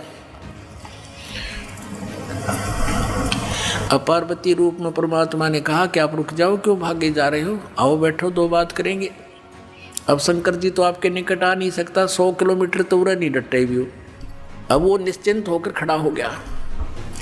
पार्वती रूप में प्रभु ने कहा कि मुझे कुछ डांस करके दिखा ताकि मेरा मन प्रसन्न हो, आपको पसंद करूं। वो कहने लगा मैंने नाचना तो ना आता, मैं साधु संत, मैंने तपस्या की है। तो पार्वती रूप में भगवान ने कहा कि मैं सिखाती हूँ तुझे, पहले डांस करके दिखा मुझे। इस हाथ को ऐसे कर, इस पैर को ऐसे कर, इसको ऐसे कर, इसको ऊपर ला, इसको नीचे कर। धीरे धीरे जिस हाथ में उसको कड़ा था वो सिर पर आ गया ना, जो उस गोली बूझ के जब कह दिया भस्म, वो भस्मागिरी नष्ट हुआ। अब उस कड़े को लेकर विष्णु रूप धारण करके परमात्मा शंकर भगवान के से काफी आगे खड़े हो गए और कहा कहाँ दौड़ रहे हो। बोले नाथ कहाँ चले, बल शंकर जी कहाँ जा रहे हो कि भाग ले विष्णु भाग ले, पीछे एक दुष्ट आ रहा है, उसने मेरे से धोखा किया है। तब विष्णु रूप में प्रभु ने कहा कि देख ये तेरा कड़ा मैं ले आया, उससे भाग, डरे मत, वो मैंने नाश मार दिया है। कि नहीं नहीं ये कोई और होगा, कि वही है, चिंता ना कर। दौड़ता दौड़ता पूछ रहा कैसे क्या कर दिया, कि मैंने उसको ऐसे ऐसे पार्वती रूप बनाया, उसके सामने खड़ा हो गया, उसको गंड नाच नचा के और उसको ऐसे किया, जब वो मार दिया। शंकर भगवान ने कहा मुझे उसकी वो ऐस दिखा दे, राख कहाँ सी जलिया है। वो लिया के दिखा लिया ना कि यूँ पड़ा उसकी राख। जब कलेजे की धड़कन बंद हुई भगवान शिव जी की, जिसको अविनाशी कहा करते, अजरो अमर मृत्युंजय कालज सर्वेश्वर महेश्वर। बताओ, ये थे हमारे टीचर हिंदू धर्म के, नकली गुरु, मूर्ख बना रहे हमारे को हजारों वर्षों से। अपने आत्माओं, ये तो 2 गुणों के पुजारियों का निर्णय हो गया। किसे थे ये? राक्षस स्वभाव को धारण किए मनुष्यों में नीच दूषित कर्म करने वाले मूर्ख। अब भस्मागिरी जैसा नीच कर्म कौन करेगा? भगवान की पत्नी पे, और नीत खराब कर दिया अपनी माँ पे। तो इसे दुष्ट गीता जी में कहा है, राक्षस स्वभाव को धारण किए। भस्मा असुर कहलाया, भस्मा राक्षस कहलाया भस्मागिरी से। अब सतोगुण श्री विष्णु जी के पुजारी वैष्णो धर्म, वैष्णो साधु होते हैं। एक समय हर की पैड़ी हरिद्वार के अंदर एक कुंभ के पर्व की, कुंभ के मेले की, त्योहार की प्रभी लगी। हर की पैड़ियों पर वो प्रभी लगनी थी, वहाँ स्नान करना था। तो सभी ये षटदल बोला है न, 6 प्रकार के को, गिरी, पुरी, नागा, सन्यासी, वैष्णो, नाथ, ये षटदल कहलाते हैं। दल माने संख्या, अलग अलग ग्रुप, दल माने पूरा समूह। तो ये सब षटदल अपने अपने स्थान पर, अपने अपने डेरों में, अपने अपने ग्रुप में, गिरियों में गिरी, पुरियों में पुरी, सन्यासियों में सन्यासी, नागाओं में नागा, वैष्णों में वैष्णो साधु जा करके अपने ग्रुप में वहाँ हरिद्वार में इकट्ठे हो गए। ये ऐसा ही करते हैं।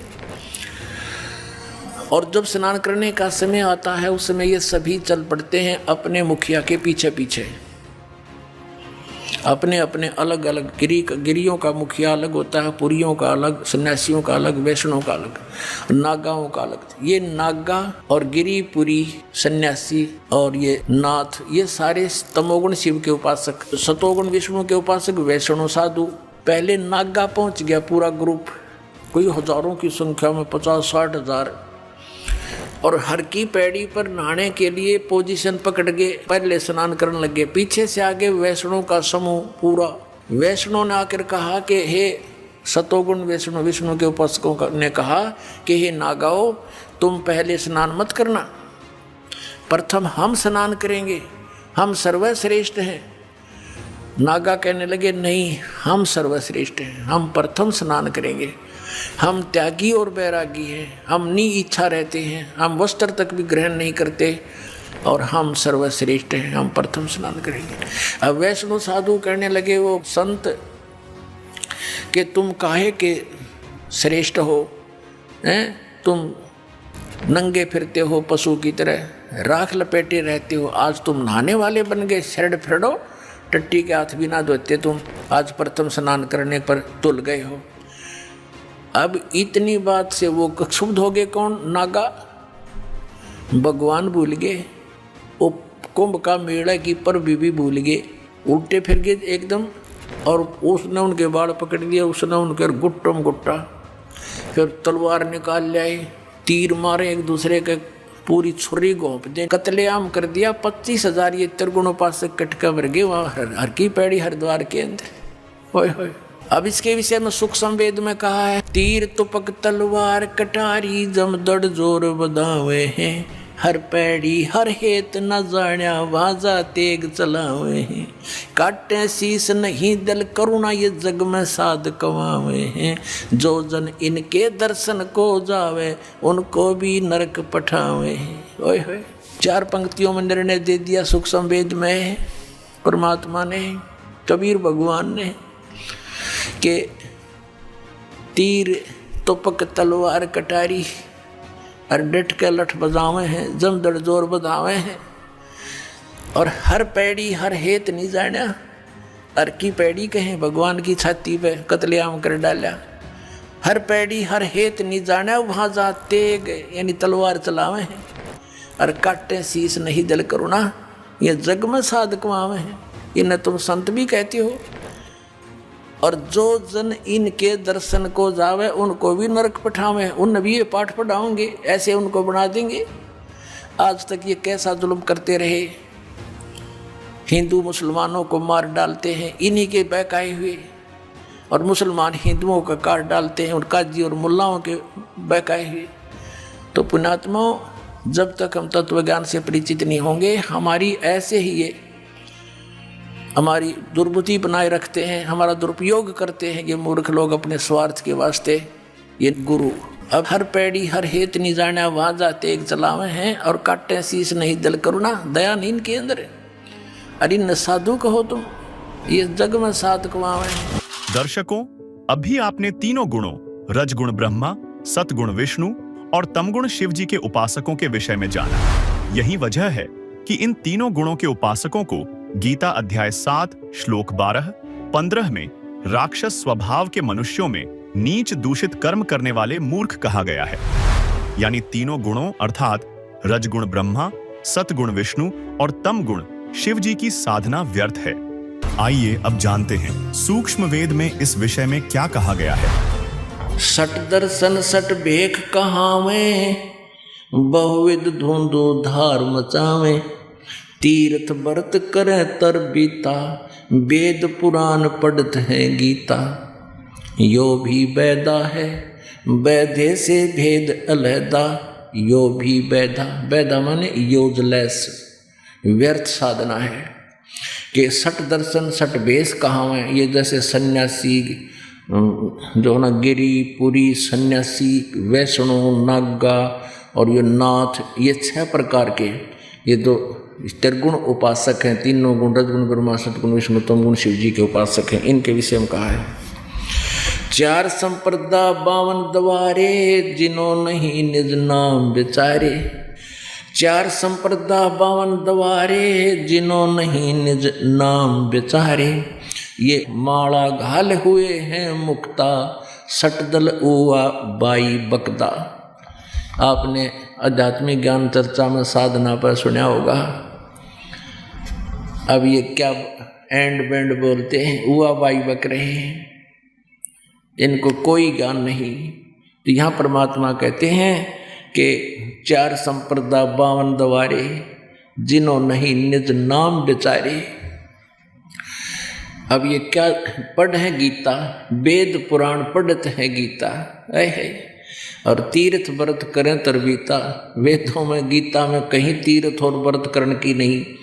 गीता जी अध्याय नंबर 6 के श्लोक नंबर 16 में कहा कि अर्जुन ये साधना, ये योग न तो अधिक खाने वाले का, न बिल्कुल ना खाने वाले का, यानी जो बिल्कुल ना खाना व्रत रखना कभी सफल नहीं होता। तो यहाँ कहते हैं तीर्थ व्रत करें तरबीता, वेद पुराण पढ़ते हैं गीता। 4 संप्रदा 52 द्वारे, जिन्हों नहीं निज नाम विचारे। माला घाल हुए हैं मुक्ता, सटदल उआ बाई बकदा। अब गीता पढ़ रहे हैं, अन्यों कहें मूल मंत्र के हरे राम राधे श्री राधे, राम राम हरे राम कृष्ण कृष्ण राधे राधे, ओम नमः शिवाय। और गीता में कितना ये मंत्र नहीं। वेद पढ़े पर भेद न जाने, ये बाँचे पुराण 18। जड़ को अंधे पत्ते खवाव, ये भूल गए सिरजनहारा। बैरागी बैराग न जाने, बिन सतगुर नहीं चोट निशाने। 12 बाट बिटम्ब बिलोरी, या 6 दर्शन में भक्ति ठगोरी। इन 6 दर्शनियों में 6 प्रकार के जितने भी साधु संत हैं, ये गिरिपुरी वैष्णव उपासक, कृष्ण जी के उपासक, ये नाथ परंपरा के, कहते हैं इनमें ठगी की भक्ति है, व्यर्थ भक्ति है, जीवन नष्ट करने की, ये आपको मूर्ख बना रहे हैं। सन्यासी 10 नाम कहावे हैं, शिव शिव करे न संशय जावे। निर्वाणी नीकछ निसारा, भूल गए हैं वो ब्रह्म द्वारा। ये ब्रह्म तक भी ना जानते, शिव जी को परमात्मा बनाए बैठे हैं। सुन सन्यासी कुल कर्मनासी, बग में प्योंदी भूले धोंदी। छल छिद्र की भक्ति न कीजिए, आगे जवाब कहो क्या दीजिए। जंगम जैनी फोकट फैनी, नाम न चीन्या गुरु गुण हीना। नग्न निराशा तन को तरासा, पशु प्राणी समान समानी।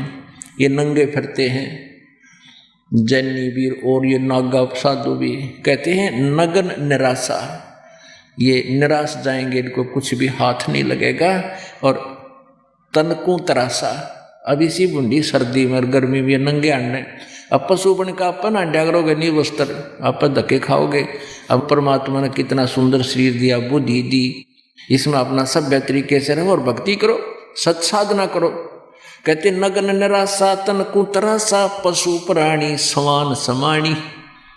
पशु प्राणी समान के कुत्ते की तरह नंगे फिरते हैं। वेद पुराणी कथा कहानी, पढ़ पढ़ भूले अर्थ न खुले। ओए होए, कहते हैं वेद पुराण पढ़े इन्होंने, और उनकी कथा कहानी अपने हिसाब से बना बैठी, इन्होंने अर्थ समझ में नहीं आए। वेद और गीता और ये पुराण क्या समझाते हैं। बैरागी सन्यासी सेवड़े, तन पर छार लगावे हैं। ये 500 नार 2500 लड़के, धुंधु धार मचावे हैं। अब क्या बताते हैं कि घर छोड़ दिया, बैरागी बन गया। 1 नारी त्याग दीनी, 5 नारी गैल बे। और पाया न द्वारा मुक्ति का सुखदेव, करी बहु सैल बे। 1 नारी त्याग दीनी, परमात्मा की महिमा से परिचित होकर पुण्यात्मा कहते हैं अपने घर बार त्याग कर, पत्नी को छोड़कर जंगल में चला जाता है। सन्यासी बन जाते हैं, बैरागी बन जाते हैं। नारी को, औरत को, स्त्री को किस लिए छोड़ते हैं कि वो भक्ति में बाधक है। और परमात्मा कहते हैं 1 नारी त्याग दीनी, 5 नारी गैल वे। गैल माने साथ में। और पाया न द्वारा मुक्ति का सुखदेव, करी बहु सैल वे। अब एक नारी यानी स्त्री तो छोड़ दी तूने बाधक समझ कर के तेरी भक्ति में बाधा करेगी। और ये 5 नारी गैल वे काम क्रोध मोह लोभ अहंकार इन त्याग बेटा, जब बनेगा बैरागी। और फिर क्या सांग काट रहे हैं, कंठी माला और मृगछाला सिर पे जटा रखा हुए हैं। कंठी माला और न कोई ये तो जरूरी चाहिए कंठी, कंठित मुक्ति होगी क्या नाम से होएगी। ये सत साधना से मर्यादा से रहने से पूरे गुरु से उपदेश लेकर मोक्ष होगा। इन बनावटी बाह्य आडंबर से कोई भक्ति में सहयोग नहीं मिलेगा आपको। कंठी माला और मृगछाला ये सिर पर जटा रखा हुए हैं। ढोलक ताल झालरी पीठ फिर ताना री गाँव हैं भगवान के मार्ग में। और ऐसे बंडेला जैसे काम करें ये भगत थोड़े ही हैं। तन के योगी मन के भोगी गुल्लर पेट पड़ावे हैं। गुज बीरज का मरम ना जाने ये भद्र भेख बनावे हैं। ऐसा बढ़िया बढ़िया दाढ़ी डूढ़ी रखा कर बुढ़ी केस बनाकर खूब चमक दे कपड़े पहन कर अन्यों को बहुत सुंदर बनकर बन ठन कर चलना ये साधु बनकर। परमात्मा कहते हैं कंठी माला सुमरणी पैरे से क्या हो, ऊपर डूंडा साध का अंतर रख्या खो। ऊपर तो साधु के साथ बनावटी डूंडा ठा रखा बड़ा महात्मा जी के अंदर भक्ति एक अंश भी को नहीं। ज्ञान गलत और भक्ति की साधना गलत तुम्हारी अंदर रख्या खो, अंदर तो कुछ भी को नहीं। ऊपर नो दिखा बड़ा साधु संत कंठी कुठी माला पैर के कहते कंठी माला सुमरणी पैरे से क्या हो, ऊपर डूंडा साधु का तन अंतर राख्या खो। करवा और कोपीन लिए जो बनखंड गुफा बनावे हैं। खुदा कुत्ती घट में दूती फिर गृह द्वारे आवे हैं। कहते घर तक छोड़ चला, जंगल में जाकर गुफा बना ली। फिर शाम ने भूख लगी, फिर धक्के खाना गृहस्थी के द्वार गांव में दिए माई। और माई दौरे था ना घर में बनी बनाई रोटी मिल रही थी। भक्ति का पता चला नहीं, बेमतलब होकर भावुक मूर्खा के बहकाए से जा बैठा जंगल में। अब खाना लेने के लिए फिर गांव में धक्के खाना आया। करवा और कोपीन लिए जो बनखंड गुफा बनावे हैं। खुदा कुत्ती घट में दूती फिर गरही द्वारे आवे हैं। खाकी और निर्वाणी नागा ये सिद्ध जमात चलावे हैं। रण सिंगे तुरही तुतकारा फिर गागड़ भांग घुटावे हैं। अब ये भांग क्यों पीवे कि घर तक छोड़ जाए अपनी प्रेरणा से भगवान पाने की। फिर उड़ाव कुणबा याद, फिर ये नशे में गहरे रखे इनके गुरु। वो दिखे ना नु कभी चिंता सी करता चेला कोई घर याद आ गया नु भांग घोट ले, एक मार का ठूठा पड़ा रहा फिर सारा दिन। कदे भाग ना जा तुम्हारे पास से। इन्हों वहाँ अपनी मजबूरी हो जाती है उनको रोकना। फिर कैसी कैसी साधना करते हैं। काशी गया प्रयाग महोदय जगन्नाथ को जावे हैं। लोहागर और पुष्कर पर से द्वारका दाग दगावे हैं। यो भी बैदा है बैदे से भेद अलैदा। यो भी बैदा बैदा क्यों जाना, हम सतगुरु बैठे न्यों जाना। कहते हैं सब बैदा है, व्यर्थ है। फिर पूछा कि आप जी ने बैठा कैसे जाना। गरीबदास जी से पूछा कि हमने सतगुरु मिल गए इसलिए पता लग गया। हमें वो परमेश्वर स्वयं तत्वदर्शी संत रूप में आए थे कबीर जी, उन्होंने बता दिया इसलिए पता लग गया ये बैदा है। काकड़ भांग तमाकू पीवे बकरे काट तलावे हैं। और सन्यासी शंकर को भूले ये बम्ब महादे धावे हैं। बताओ ये भगवान नहीं भूल गए, शंकर का भी नाम ना लेते। ये आपने देखे होंगे कावड़ लावणी है बम बम बम बम, भगवान शंकर का नाम भी ना लेते। बम बम बम भी कोई मंत्र है यो, सारा दिन टाइम वेस्ट करने वाली बात है। ये 10 नाम दया नहीं जाने गेरू कपड़ रंगावे हैं। पार ब्रह्म से परिचित को ना ये शिव ने करता ठहरावे हैं। उस पूर्ण परमात्मा का ज्ञान नहीं। और शिव जी ने कहे मृत्युंजय कालज्ञ सर्वेश्वर महेश्वर अद्रो अमर, इनके कोई माता पिता नहीं। उवा भाई बके आसन करें कपाड़ी ताड़ी ऊपर चरण हलावे हैं।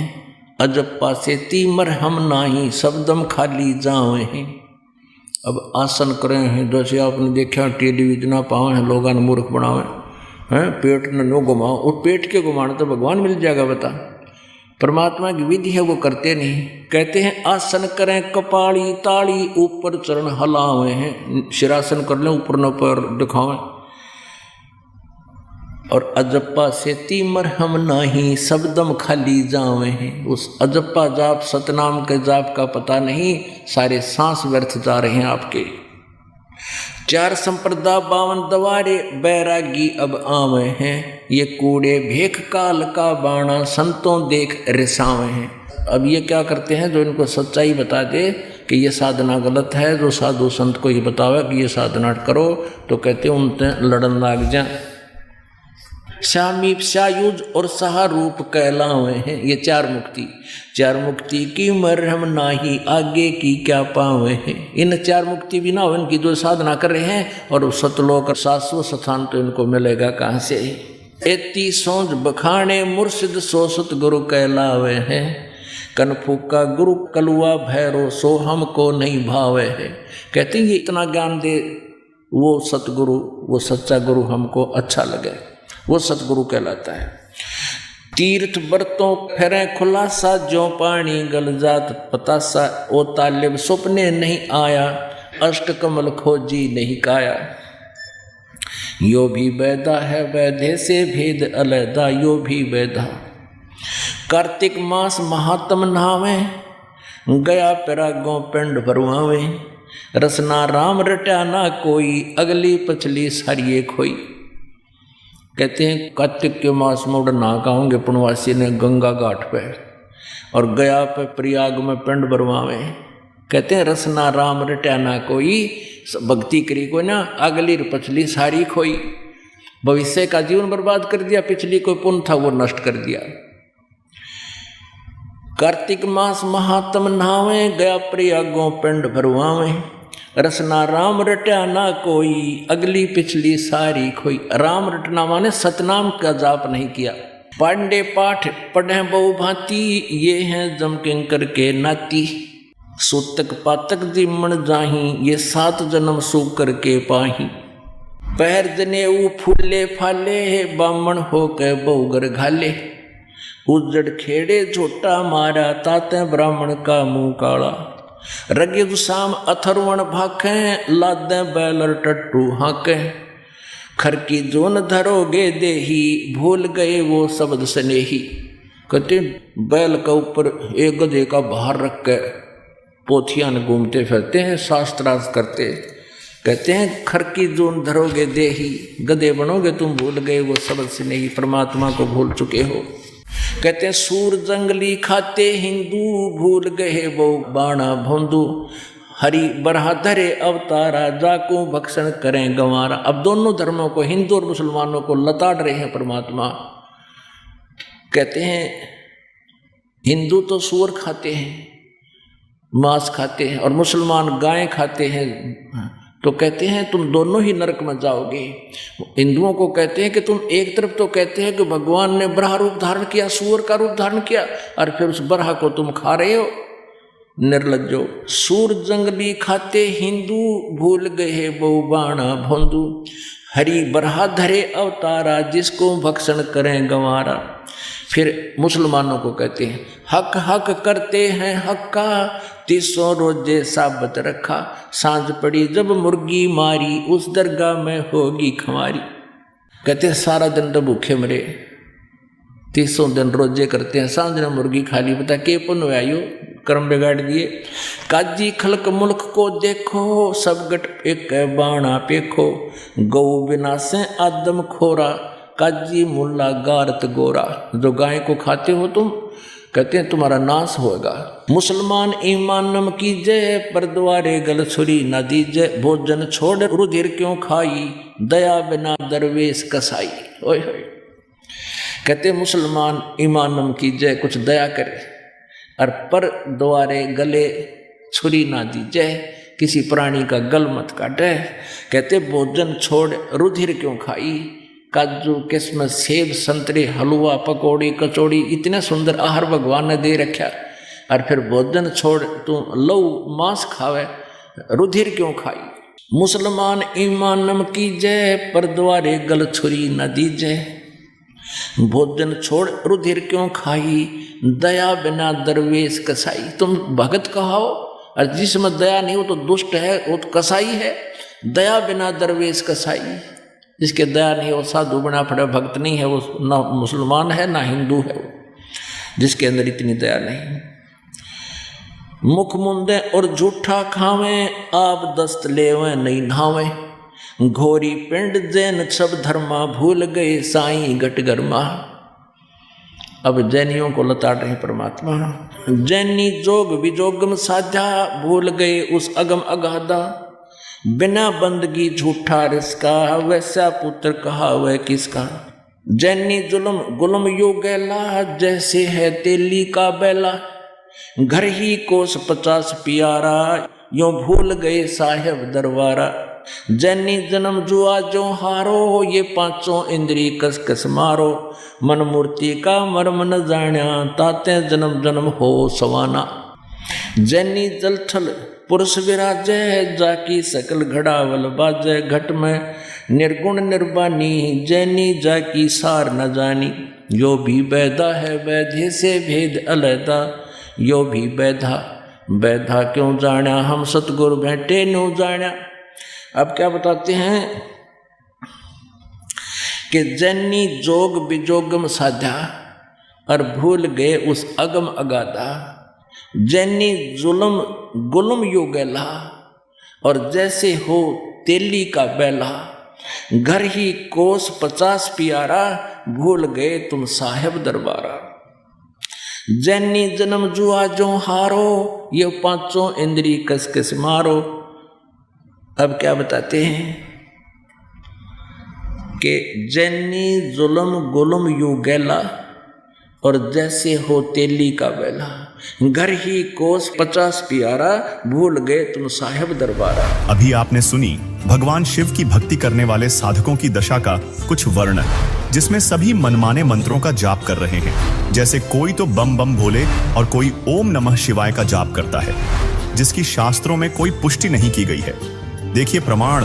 पुण्यात्मा, अभी तक हम बहुत अंधेरे में थे। अभी इन अज्ञानियों ने, इन नकली गुरु ब्राह्मणों ने, ऋषि महर्षियों ने इन सदग्रंथों का अनुवाद कर दिया हिंदी में, और हिंदी में इन्होंने अनुवाद करते समय अपनी अज्ञान सोच लगा दी और इसमें डाल दी। और आम समाज ने हिंदी पढ़ा, हिंदी में अनुवादित जो भी उन्होंने अनुवाद किया उसको फाइनल मानकर अपना साधना प्रारंभ कर दी। अब शिव पुराण के अनुवादकर्ता ने गीता प्रेस गोरखपुर से प्रकाशित में इसमें अपनी सोच अड़ा दी कि ये 5 मंत्रों से ओम नमः शिव बन गया, ओम नमः शिव, और इसका जाप करो। ये देखिएगा, ये भ्रमणा पैदा करती है। ये गीता प्रेस गोरखपुर से प्रकाशित है। वही हनुमान प्रसाद पोदार इसके संपादक हैं। और देखिएगा इसके, अब हम वहीं आते हैं 25 पृष्ठ पे। अब यहाँ ये है वो स्तंभ शिवलिंग बीच में विष्णु और ब्रह्मा के, और ये है विद्वेश्वर संहिता, और ये संक्षिप्त शिव पुराण पृष्ठ 24, ये 25। अब हम इसको यहाँ तक तो हमने संस्कृत में भी पढ़ लिया। 25 के नीचे ब्रह्मा और विष्णु ने पूछा, प्रभु सृष्टि आदि 5 कर्तव्यों के लक्षण क्या हैं, ये हम दोनों को बताइए। अब ये काल भगवान शिव रूप में खड़ा हुआ कहता है, मेरे कर्तव्यों को समझना अत्यंत गहन है, तथापि मैं कृपा करके तुम्हें उनके विषय में बता रहा हूँ। ये देखिएगा, ये 26 पृष्ठ पे। हे पुत्रो, तुम दोनों ने तपस्या करके प्रसन्न हुए मुझ परमेश्वर से सृष्टि और सतीथि नामक 2 कृत्य प्राप्त किए हैं। वो दोनों तुम्हें बहुत प्यारे हैं। और रुद्र और महेश्वर ने भी ये 2 अन्य संहार और तिरोभाव प्राप्त किए हैं। इसे सिद्ध है कि ये काल इनका पिता है, ब्रह्मा विष्णु और महेश का। अब ये आगे क्या बता रहा है यहाँ पर देखिएगा। मैंने पूर्व काल में अपने स्वरूप भूत मंत्र का उपदेश किया है। जो ओंकार के रूप में प्रसिद्ध है, वह मंगलकारी मंत्र है। सबसे पहले मेरे मुख से ओंकार यानी ओम प्रकट हुआ, जो मेरे स्वरूप का बोधक है, बोध कराने वाला। ओंकार वाचक है, मैं वाच्य हूँ। ये उसी संस्कृत का अनुवाद किया इसने। मैं वाच्य हूँ, यह मंत्र मेरा रूप ही है। प्रतिदिन ओंकार का निरंतर स्मरण करने से मेरा ही सदा स्मरण होता है। ओम का जाप ब्रह्म का है, ये ब्रह्म शिव रूप में प्रकट होकर बोल रहा है। मेरे उत्तरवर्ती मुख से आकार का, पश्चिम मुख से उकार का, दक्षिण मुख से मकार का, पूर्ववर्ती मुख से बिंदु का, मध्यवर्ती मुख से नाद का प्राकट्य हुआ। इस प्रकार 5 अवयवों से युक्त ओंकार का विस्तार हुआ और इन सभी अवयवों से एकीभूत होकर यह परवण एक ओम नामक एक अक्षर हो गया। इस अनुवादकर्ता ने जो गलती की है, यहाँ देखो, वह अकार आदि क्रम से और मकार आदि क्रम से कर्म से प्रकाश में आया है। ओम नमः शिवाय, ये 5 अक्षर मंत्र है। अरे गधे, यू आर समझ कह रहे हैं कि इन 5 अवयवों से एकीभूत होकर ये ओम मंत्र हो गया। अरिसना अड़ादी ओम नमः शिवाय, ये अलग से अक्षर लिखे ना, ये संस्कृत में नहीं है, इसकी अपनी सोच है। तो पवित्र इन पुण्य आत्माओं ने इस ओम नमः शिवाय को देख लिया कि मूल संस्कृत में भी यही होगा, अनुवादकर्ता लिखा है, तो हमने ओम नमः शिवाय के रट लगा दी। ये बिल्कुल गलत मंत्र है। ओम नमः शिवाय शास्त्र विधि रहित मंत्र है, ये नहीं करना चाहिए। सवाल नंबर 4, क्या शिव से भी कोई समर्थ भगवान है? दोस्तों, यह सवाल आपके मन में कभी न कभी जरूर आया होगा। आखिर वो पूर्ण परमात्मा कौन है जिसकी बात हर धर्म ग्रंथ करता है? गीता, वेद, कुरान, गुरु ग्रंथ साहिब, सब में एक सर्वशक्तिमान अविनाशी प्रभु की बात कही गई है। लेकिन क्या हम वाकई उसे समझ पाए हैं, या फिर हम उसी भूल भुलैया में फंसे हैं जहां हमें आधे अधूरे ज्ञान के साथ छोड़ दिया गया है? संत रामपाल जी महाराज अपने सत्संगों में बताते हैं कि पूर्ण परमात्मा को जानने का रास्ता तत्व ज्ञान से होकर जाता है। तो आइए इस तत्व ज्ञान को समझते हैं और देखते हैं कि धर्म ग्रंथ क्या कहते हैं। गीता अध्याय 7 श्लोक 19 में ब्रह्म कहता है, बहूनां जन्मनामन्ते ज्ञानवान् मां प्रपद्यते, वासुदेवः सर्वमिति समहात्मा सुदुर्लभः। इस श्लोक में गीता ज्ञानदाता ब्रह्म कह रहा है कि बहुत जन्मों के अंत के जन्म में तत्व ज्ञान को प्राप्त पुरुष मुझको भजता है। वासुदेव अर्थात सर्वव्यापक पूर्ण ब्रह्म ही सब कुछ है। इस प्रकार जो यह जानता है वह महात्मा अत्यंत दुर्लभ है। लेकिन रुकिए, यहां सवाल उठता है, ये वासुदेव कौन है? क्या वो श्री कृष्ण है जैसा कि ज्यादातर लोग मानते हैं, या फिर कोई और सत्य है जो हमसे छिपा है? संत रामपाल जी बताते हैं कि श्रीमद् भागवत पुराण के स्कंध 10 अध्याय 51 श्लोक 41 में श्री कृष्ण स्वयं कहते हैं, मैं वासुदेव का पुत्र हूं, इसलिए लोग मुझे वासुदेव कहते हैं। यानी श्री कृष्ण का कहने का मतलब है कि मेरे पिता का नाम वासुदेव होने के कारण लोग मुझे वासुदेव कहते हैं, न कि सर्वशक्तिमान या पूर्ण ब्रह्म होने के कारण।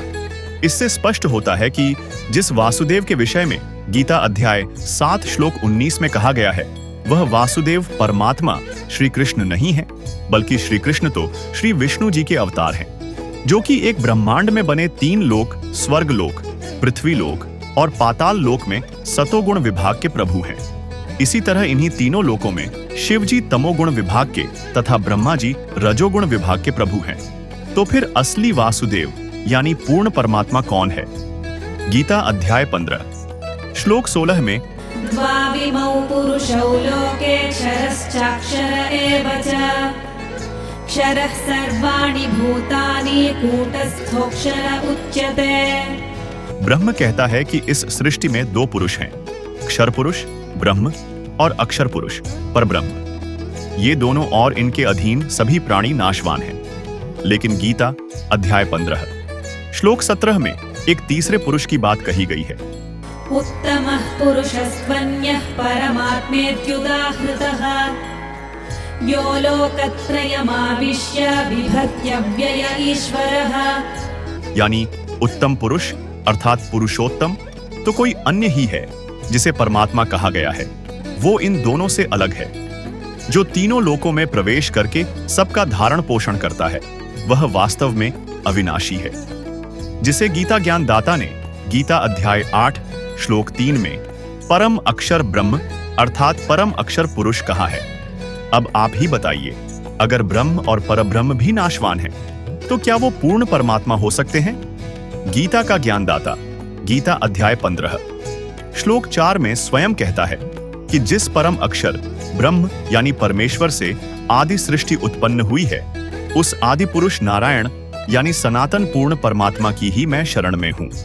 तो फिर ये परमेश्वर कौन है जिसके आगे ब्रह्म भी सिर झुकाता है? दर्शकों, उसी सृष्टि के रचनहार के विषय में वेद ज्ञानदाता ब्रह्म ने कहा है।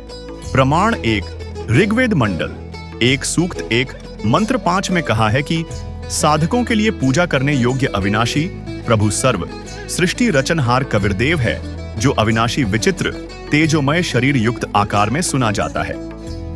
वह परमेश्वर सत भक्ति करने वाले सर्व विकार रहित देव स्वरूप साधकों द्वारा प्राप्त होता है।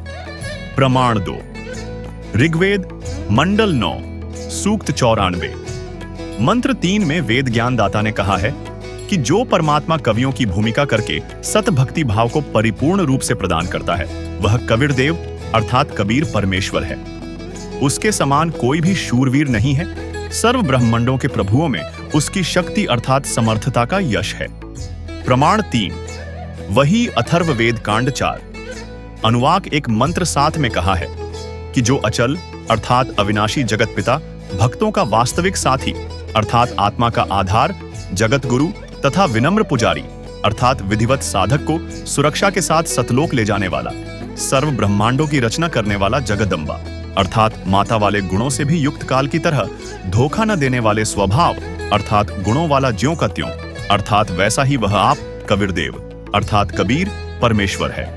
प्रमाण 4 सामवेद मंत्र संख्या 920 में कहा है कि सर्व सृष्टि के रचनहार सतपुरुष कबीर साहिब पूर्ण ईश्वरीय शक्ति युक्त पूर्ण ब्रह्म के समान मनोहर जो अविनाशी है, वह परमात्मा सत्संग अर्थात सदुपदेश रूपी बारिश करके अपने उपासक भक्त के पाप नष्ट करने वाला है।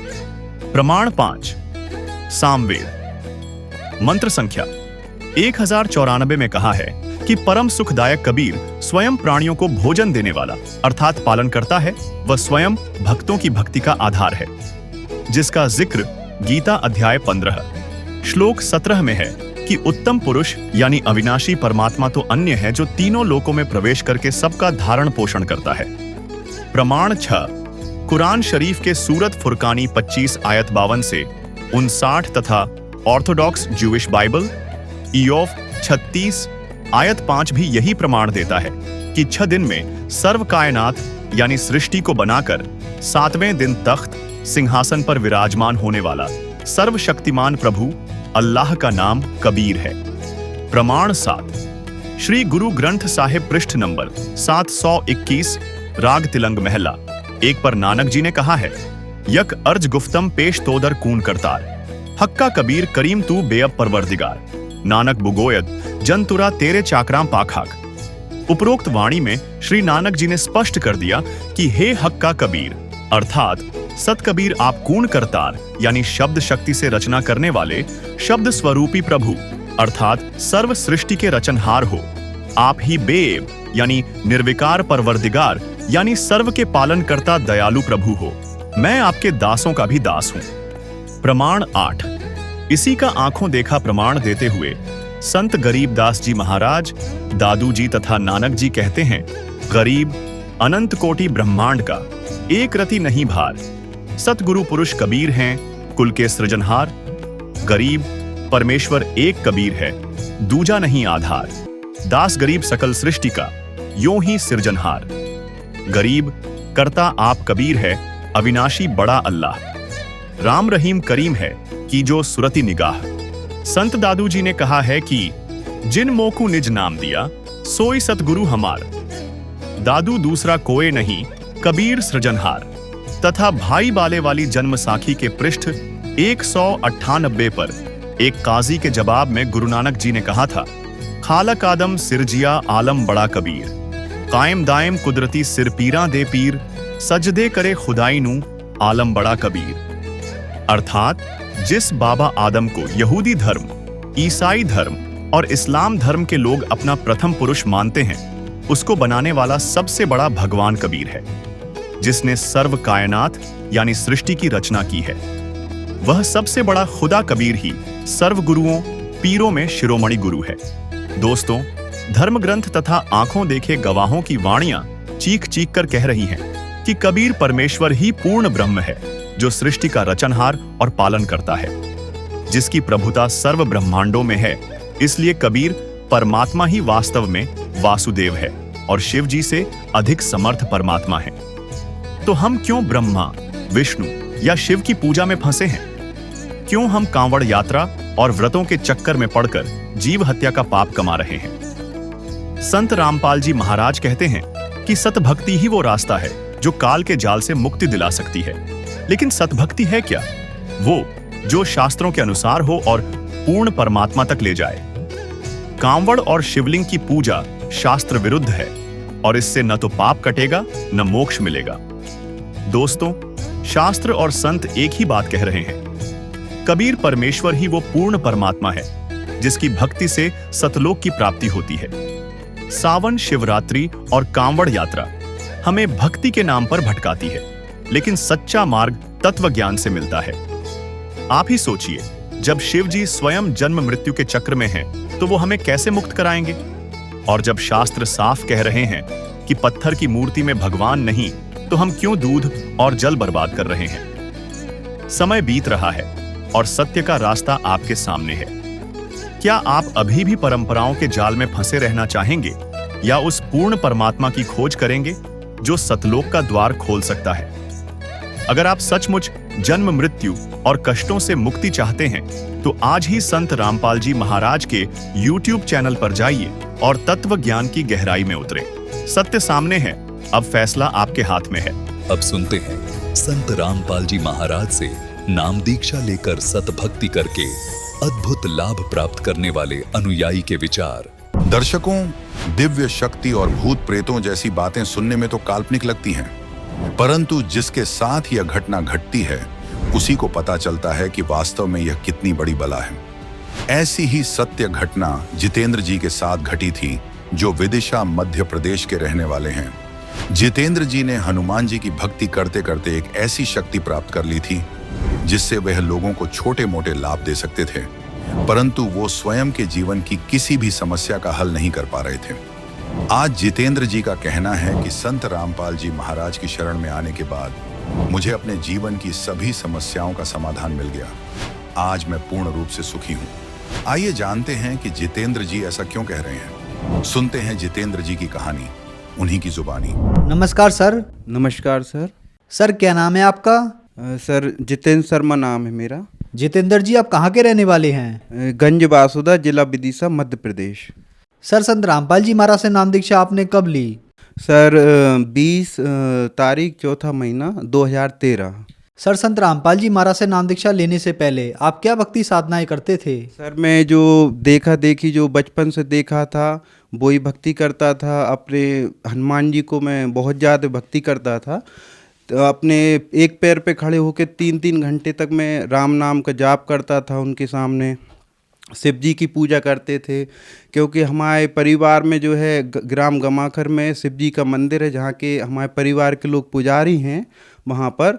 तो सर वो भक्ति इतने हद तक करी कि भक्ति करते करते मेरे लिए हनुमान जी के नाम से एक शक्ति आने लगी, जो बहुत पावरफुल शक्ति थी। उससे कई लोगों के काम भी हुए, लेकिन मैं जो सोचता था कि भगवान चाहिए थे हमें, तो परमात्मा चाहिए थे, जो शक्ति हमें नहीं चाहिए कोई झाड़ा फूंकी कोई मान बढ़ाए। ये जो सिद्धि मुझे आती थी, जो शक्ति आती थी, इसे ख़त्म करने के लिए, ताकि ये मुझे ना आए, इसके लिए मैंने घर वालों ने भी परेशान हुए। कई जगह हम लोगों ने पूजा पाठ करी। तो एक वहाँ पे जो बाबा थे वहाँ पे बहुत चर्चित थे, लाल बाबा नाम से, तो उनने हमें मतलब 20,000 रुपये से पूजा के नाम पे, ताकि जैसे मेरे पास जो शक्ति आती थी वो ना आए, 20,000 रुपये से एक दिन में हमें लूट लिया। और मैं इतना परेशान हुआ, मैं इतनी भक्ति भी करता था, और भक्ति करते करते ही मेरे लिए जो है अपना सपने आते थे बहुत खतरनाक, कोई गला दबा रहा है तो मेरी सांस रुक जाती थी। एक दिन भी मुझे सुकून से नहीं सो पाता था, मैं बहुत परेशान होने लगा। मेरे मन में ये ख्याल आते थे कि अपन भगवान की भक्ति करते हैं, भगवान के विषय में सुना है, भगवान तो सुख देते हैं, और ये मुझे दुख क्यों हो रहे हैं। इसके बाद मुझे टाइफाइड होने लगा, हर 8-15 दिन में, महीने भर में टाइफाइड होता था।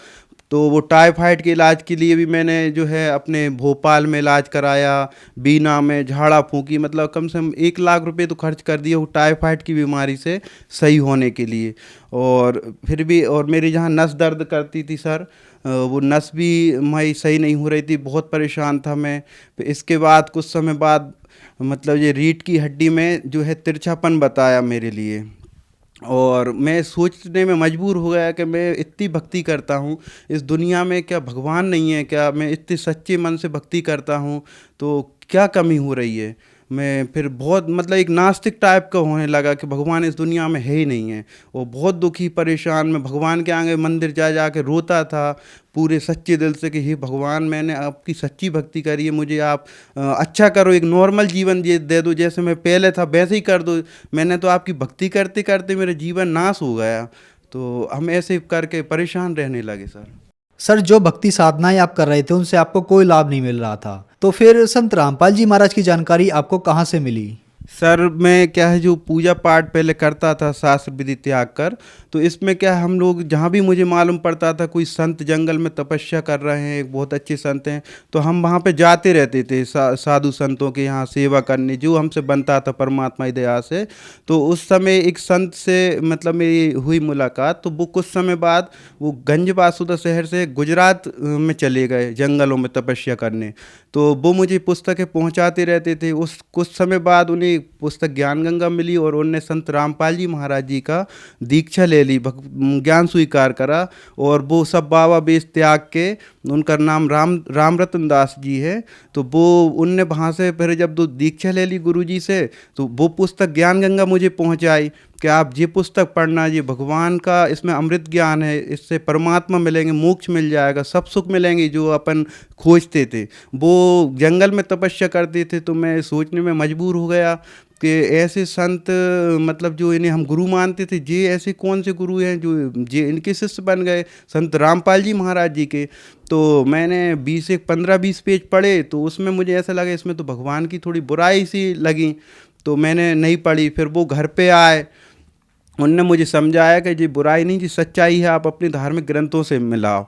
तो फिर मैंने उस पुस्तक की जो पढ़ते पढ़ते मैंने गीता जी से मिलाया, तो उसमें गीता जी के अध्याय 16 के श्लोक नंबर 23 पे लिखा था, जो पुरुष शास्त्र विधि को त्याग कर अपनी इच्छा से मनमानी भक्ति करते हैं, उन्हें ना सुख प्राप्त होता, ना सिद्धि प्राप्त होती, ना उनका मोक्ष होता। और फिर अध्याय 18 के श्लोक नंबर 62 पे लिखा था, हे भारत, तू सब प्रकाश उस परमेश्वर की शरण में जा, उसकी कृपा से तू परम शांति और शाश्वत परम धाम को प्राप्त होगा। मैंने मतलब जो इतने प्रमाण देखे उसमें, तो मुझे मतलब एक हिम्मत हुई, ऐसे जैसे मतलब कोई व्यक्ति अंधा हो गया हो, उसे आंखें मिलने की एक उम्मीद की किरण उसमें मुझे दिखाई दी कि अब यहाँ पे मेरा मतलब जो है परेशानी वो दूर हो जाएंगी। तो फिर परमात्मा की दया से मैंने जब वो ज्ञान पूरा अपने धार्मिक ग्रंथों से मिला लिया, तो फिर मैं पूरी तरह से उससे संतुष्ट हुआ कि ये ज्ञान परमात्मा का है, और इसमें वेदों से प्रमाण बताया है, वेदों से मिलाया कि वो पूर्ण परमात्मा की शरण में जो भी भक्त जाता है, उसके वो परमात्मा जन्मों जन्मों के पापों का नाश करके उसे पुनः जीवन दान भी दे देते हैं और पापों का नाश कर देते हैं। तो मैंने कहा परमात्मा की कृपा से, यहाँ मालिक की कृपा से मेरी समस्याओं को समाधान होगा। तो संत रामपाल जी महाराज जी की जो पुस्तक है उसमें मैं विचार करता था, तो एक दिन रात में मतलब सुबह 6 बजे के लगभग मैं नींद खुल गई थी, तो उस समय एकदम से संत रामपाल जी गुरु महाराज जी मेरे पास में आके बैठे और मेरे सिर पे हाथ फेरने लगे और बोले, बेटा 1 महीने बाद अब तुझे कोई तकलीफ नहीं होगी। तो फिर 1 महीने बाद ही मतलब जो राम रतन जी ने मुझे पुस्तक दी थी, वो 1 महीने बाद फिर दोबारा मेरे पास आए और बोले, क्या आप दीक्षा लेना है? तो मैंने बोला बिल्कुल लेना है भगत जी। तो वो फिर मुझे ले गए संत रामपाल जी महाराज जी के आश्रम पे। तो वहाँ पे संत रामपाल जी गुरु महाराज जी से वहाँ पे हमने फिर दीक्षा ली। सर, ज्ञान गंगा पुस्तक पढ़कर आप सतलोक आश्रम बरवाला गए और संत रामपाल जी महाराज से नाम दीक्षा ली। तो क्या संत रामपाल जी महाराज से नाम दीक्षा लेने के बाद आपको कुछ लाभ भी प्राप्त हुए? जी सर, बिल्कुल हुए। जो सर मुझे जो मतलब जो सिद्धि को मैं दूर करना चाह रहा था, जो शक्ति आती थी, वो संत रामपाल जी गुरु महाराज जी की दया से वो शक्ति उसी दिन से, मतलब आज मुझे लगभग 5 साल हो गए, उस दिन से संत रामपाल जी महाराज जी दीक्षा लेने के बाद एक भी बार वो शक्ति नहीं आई। और गुरुजी से जब आशीर्वाद लिया संत रामपाल जी गुरु महाराज जी से, तो मैंने प्रार्थना करी, संत गुरुजी रामपाल जी महाराज जी मेरे लिए जो है टाइफाइड होता है हर 15 दिन महीने भर में और मेरा बुखार जाता ही नहीं है। तो गुरुजी जो है आशीर्वाद देते देते रुक गए मेरे पास और संत रामपाल जी गुरु महाराज जी, और बोले, बेटा अब नहीं होगा। तो गुरुजी की ऐसी दया हुई कि उस आज 5 साल हो गए, तो आज तक एक भी बार भी मुझे टाइफाइड नहीं हुआ। और मेरी जो सिर की नस दर्द करती थी, वो नस दर्द भी बिल्कुल ठीक हो गई और बवासीर की बीमारी भी हो गई थी। और मैं जो है परहेज से रहता था, कोई भी मिर्ची वगैरह ये और भट्टा वगैरह ऐसी जो सब्जी बताई थी वो नहीं खाता था। लेकिन गुरुजी की शरण में पहुंचने के बाद, संत रामपाल जी महाराज जी की शरण में पहुंचने के बाद मैं मिर्ची पूरे चीज़ें खाने लगा नॉर्मल, और आज तक कोई दिक्कत नहीं हुई। और मैंने जो जांच कराई थी, मेरे रीढ़ की हड्डी में जो तिरछापन बताया था, MRI जांच कराई थी 6,500 रुपये में भोपाल में प्यूपिल्स हॉस्पिटल में। तो डॉक्टर साहब ने बताया था आपके 2.5-3 लाख रुपये जो है इसमें ऑपरेशन होगा, खर्चा आएगा, और आप कभी भरी हुई तगाड़ी भी मत उठाना। तो भरी हुई तगाड़ी का वजन भी नहीं उठाना था। तो मेरे लिए तो विश्वास हो गया था कि संत रामपाल जी महाराज जी के यहाँ भक्तों के अनुभव सुनता था मैं, कि उन्हें तो जीवन दान तक मृत्यु से जीवित कर दिए हैं भक्तों को। तो मेरे लिए तो इतना आराम लग गया, तो मुझे विश्वास हो गया था कि मैं जितनी भक्ति ज़्यादा करूँगा तो एक दिन मेरी जी रीढ़ की हड्डी भी ठीक हो जाएगी। तो गुरुजी की ऐसी दया हुई संत रामपाल जी महाराज जी की कि मेरी वो रीढ़ की हड्डी का दर्द बिल्कुल एकदम ठीक हो गया और मैं कम से कम 50-50 किलो वजन भी उठाने लगा। मैं आज अपनी रिपोर्ट भी लाया हूं, क्योंकि आज जो है धर्म के नाम पे बहुत लोग मतलब झूठ भी बोलते हैं, ताकि आपको विश्वास हो देखने के बाद कि ये सच्चाई है और आप विश्वास करो। ये सर ये रिपोर्ट है जो मैंने जांच कराई थी, जिसमें आप देख सकते हैं इसमें जो रीढ़ की हड्डी है उसमें टेढ़ापन है, ये जो असंभव है, मतलब इसमें बगैर ऑपरेशन के व्यक्ति ठीक नहीं हो पाता। और जिसे रोग हुआ है वो इस पीड़ा को समझता है। मैं बहुत ज़्यादा दुखी रहा, बहुत परेशान रहा, इससे बहुत दर्द होता था पैरों में, पैर के काम नहीं करते थे। संत रामपाल जी गुरु महाराज जी ने जो भक्ति दी, भक्ति करते करते वो दर्द आज मैं भूल गया, वो दर्द कहाँ चला गया। तो गुरुजी के यहाँ मतलब कोई भी चीज़ असंभव नहीं है। मैंने वहाँ पे देखा है कम से कम 2500 लोगों के कैंसर जैसी बीमारी भी वहाँ पे ठीक हो गई है। और ये मुझे पूरा विश्वास है कि कोई भी कितना ही दुखी व्यक्ति है, मैं अपने आप में बहुत दुखी व्यक्ति था, मतलब अपने आप में दिन भर मुझे ऐसा लगता था कि मैं 100 बार ये सोचता था कि भगवान के ही से जब धोखा मिल गया तो अपने आप में गोली मार लूँ, ख़त्म कर लूँ अपने आप को, बार बार ऐसे विचार आते थे। क्योंकि भगवान की इतनी भक्ति करते करते मैं दुखी हो गया था। मैं सोचता था कहीं दुनिया में भगवान नहीं है, लेकिन वास्तविकता में जब धार्मिक ग्रंथों में देखा तो भगवान इस पृथ्वी पे आ चुके हैं, और वो उनकी भक्ति जो बता रहे हैं संत रामपाल जी महाराज जी, उस भक्ति से हर चीज़ संभव है। गुरुजी संत रामपाल जी महाराज जी की कृपा से मेरे जो बहुत बड़े संकट में मैं फंस गया था, पूरी जो बीमारियां थी, कई बीमारियां थी, जो प्रेत बाधा थी और सपने आते थे बहुत खतरनाक, गुरुजी की संत रामपाल जी महाराज जी की दया से मैं आज पूरी तरह से स्वस्थ हूँ।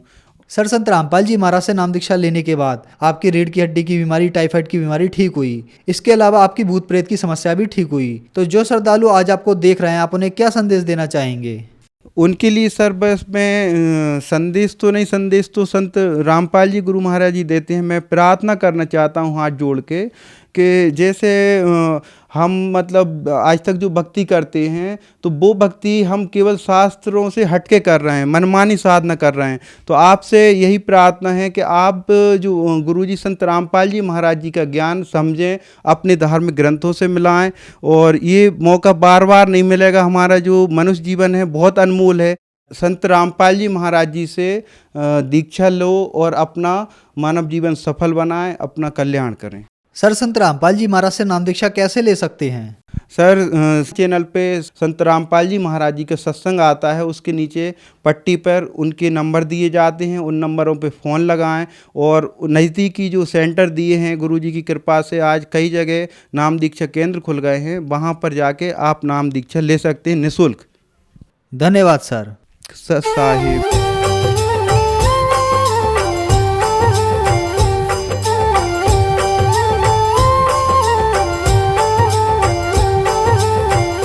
सुन रहे थे जगत गुरु तत्वदर्शी संत रामपाल जी महाराज जी के मंगल प्रवचन। अधिक जानकारी के लिए विजिट कीजिए हमारी वेबसाइट www.jagatgururampalji.org। संत रामपाल जी महाराज जी के शुभ आशीर्वाद से पूरे विश्व भर में 500 से भी ज्यादा नाम दीक्षा केंद्र हैं, जिन पर संत रामपाल जी महाराज जी द्वारा ऑनलाइन निःशुल्क नाम दीक्षा दी जा रही है। अपने नजदीकी नाम दीक्षा केंद्र का पता करने के लिए संपर्क करें 8222880541।